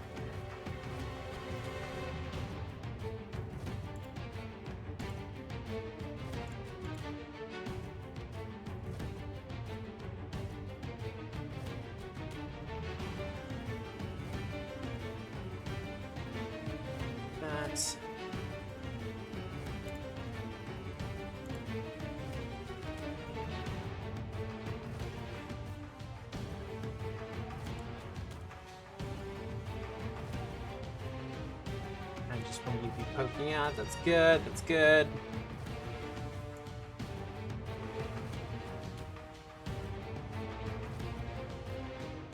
God, I've used that one already. Alright. That's...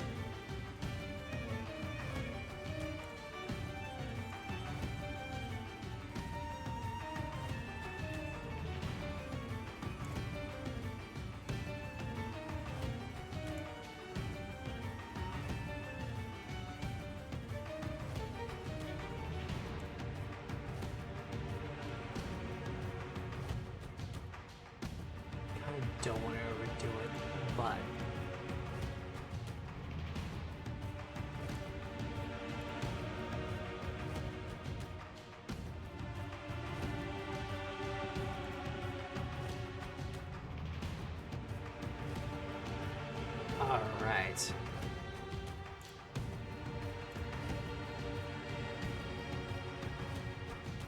Snap.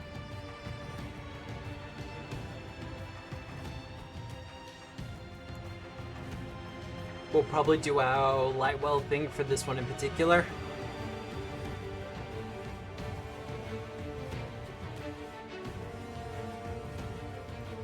So many of these rooms are a little bit too clear for my liking.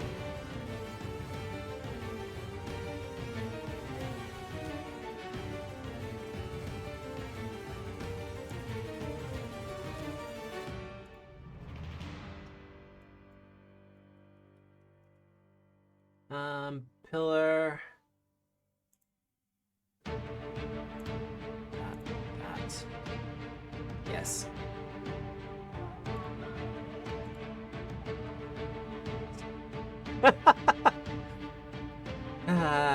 Housemates, yeah.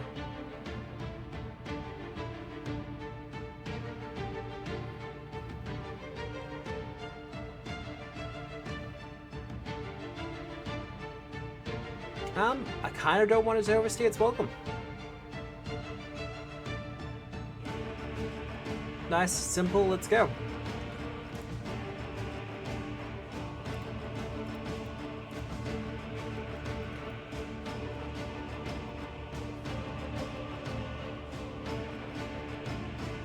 This one's going to be a moderate.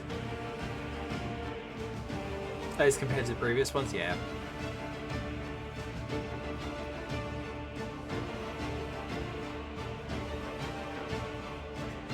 Maiden of Light.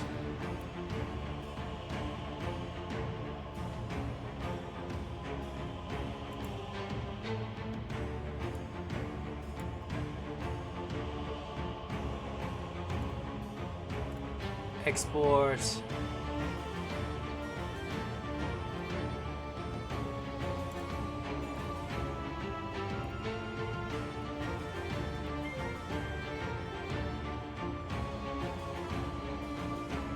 And Foundry.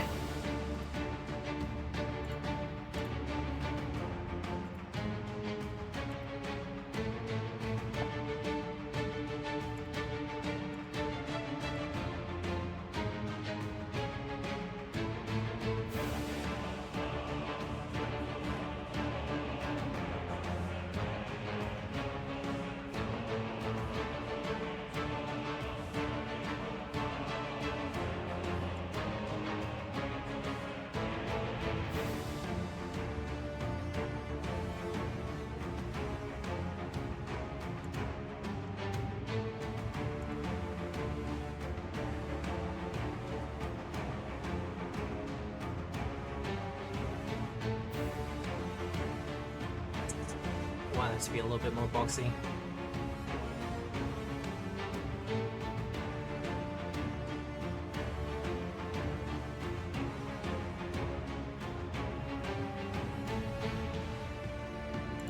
Standard walls.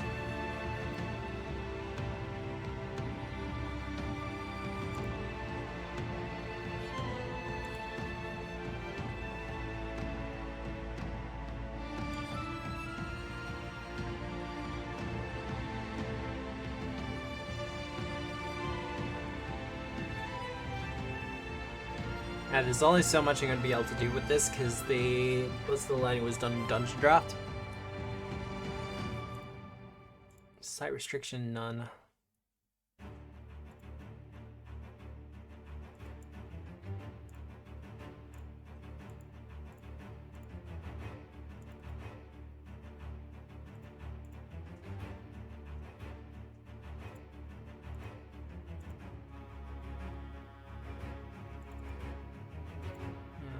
None. This is when someone tells me to hurry. Exists.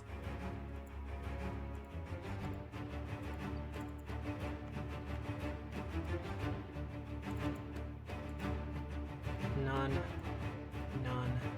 Dig wall. Transition to darkness.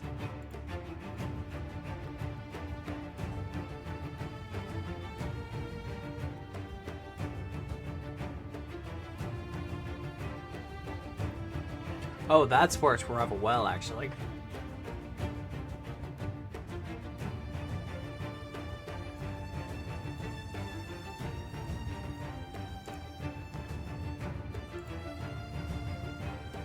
Where's that tester?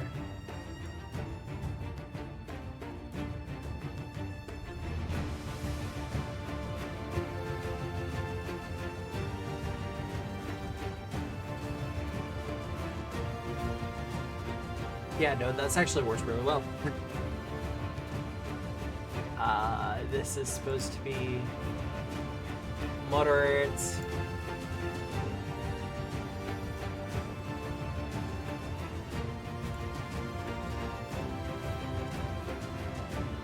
We can have a fight too. Playing this floor as a non-dark vision ancestry is gonna be so spooky. Yeah.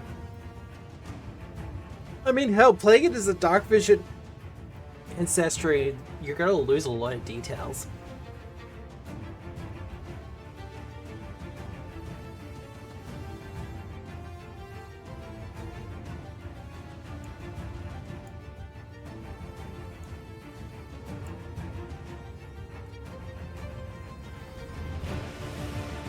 Two lurkers and lights, modern encounter.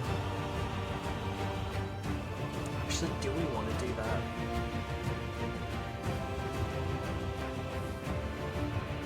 What do we have in our baby pile?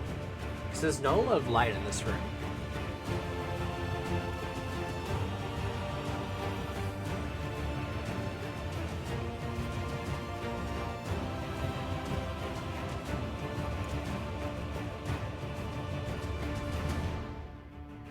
I don't know, kind of... Lurkers create their own light too? Yeah.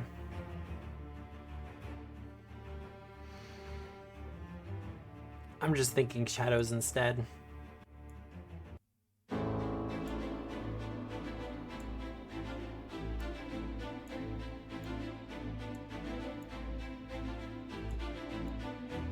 Shadow cat type of things.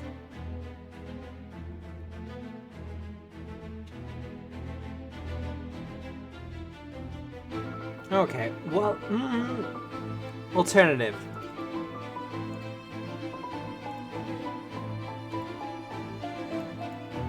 We make them weak.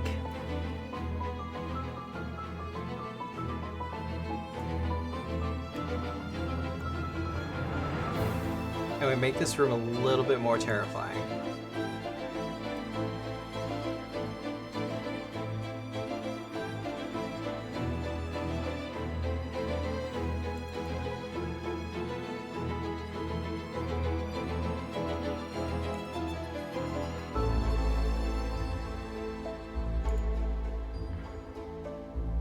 Slinking shadows.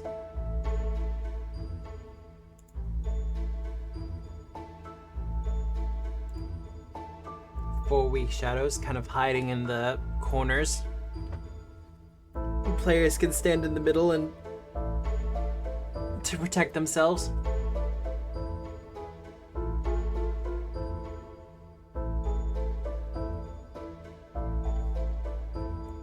For fun, and for the thematics of this room,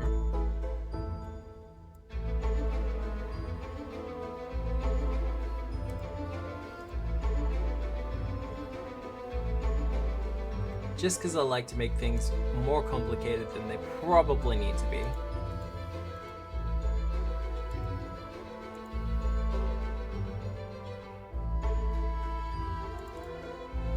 Because yeah, they can speak common, they're intelligent.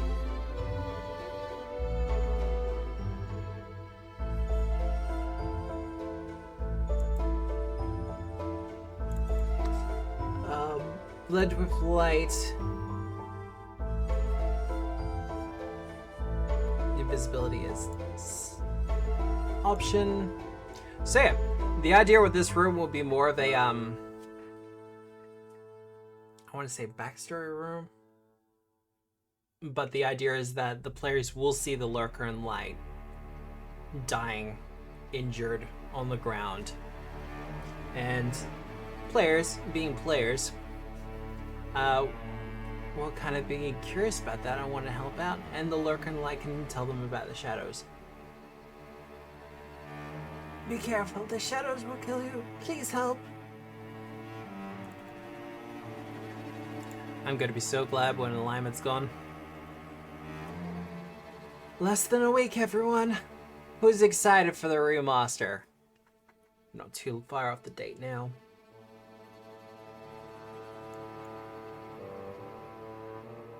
Otherwise,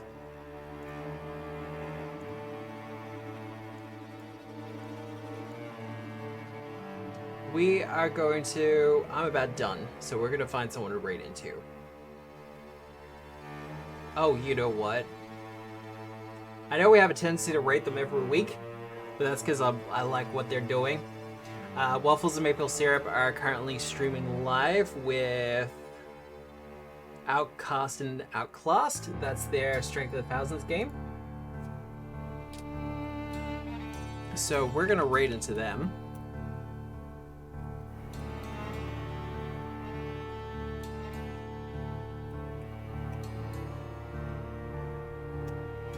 Did that work? That worked. Awesome. But no, thank you everyone for joining me this morning for Let's Build a Super Dungeon. It's been a lot of fun. We're getting through a lot of it. We'll probably finish this next week. Theoretically. Maybe, kinda. Otherwise, if you're new around here and you haven't followed, please do that. It helps with the algorithm and everything else like that. Otherwise, feel free to follow me on the socials. I am posting the Let's Build a Super Dungeon episodes up on YouTube. It usually takes me a couple of days to get it done, but I do get it done eventually. I'm probably going to log off and then work on a bunch of shield stuff. I'm going to brainstorm some ideas for the cleric and the druid, just so they can get a little bit of extra feat support down the road. Otherwise, I do have a couple of other messages waiting for me, so I should probably get to them. But this has been Tabletop Obscura presents Let's Build a Super Dungeon, a kaleidoscope of color and light. I hope you have a good day, a good night, a good week, no matter where you are in the world. Be sure to tell Waffles who sent you. Otherwise, remember, as always, we are the storytellers. Good night, everyone.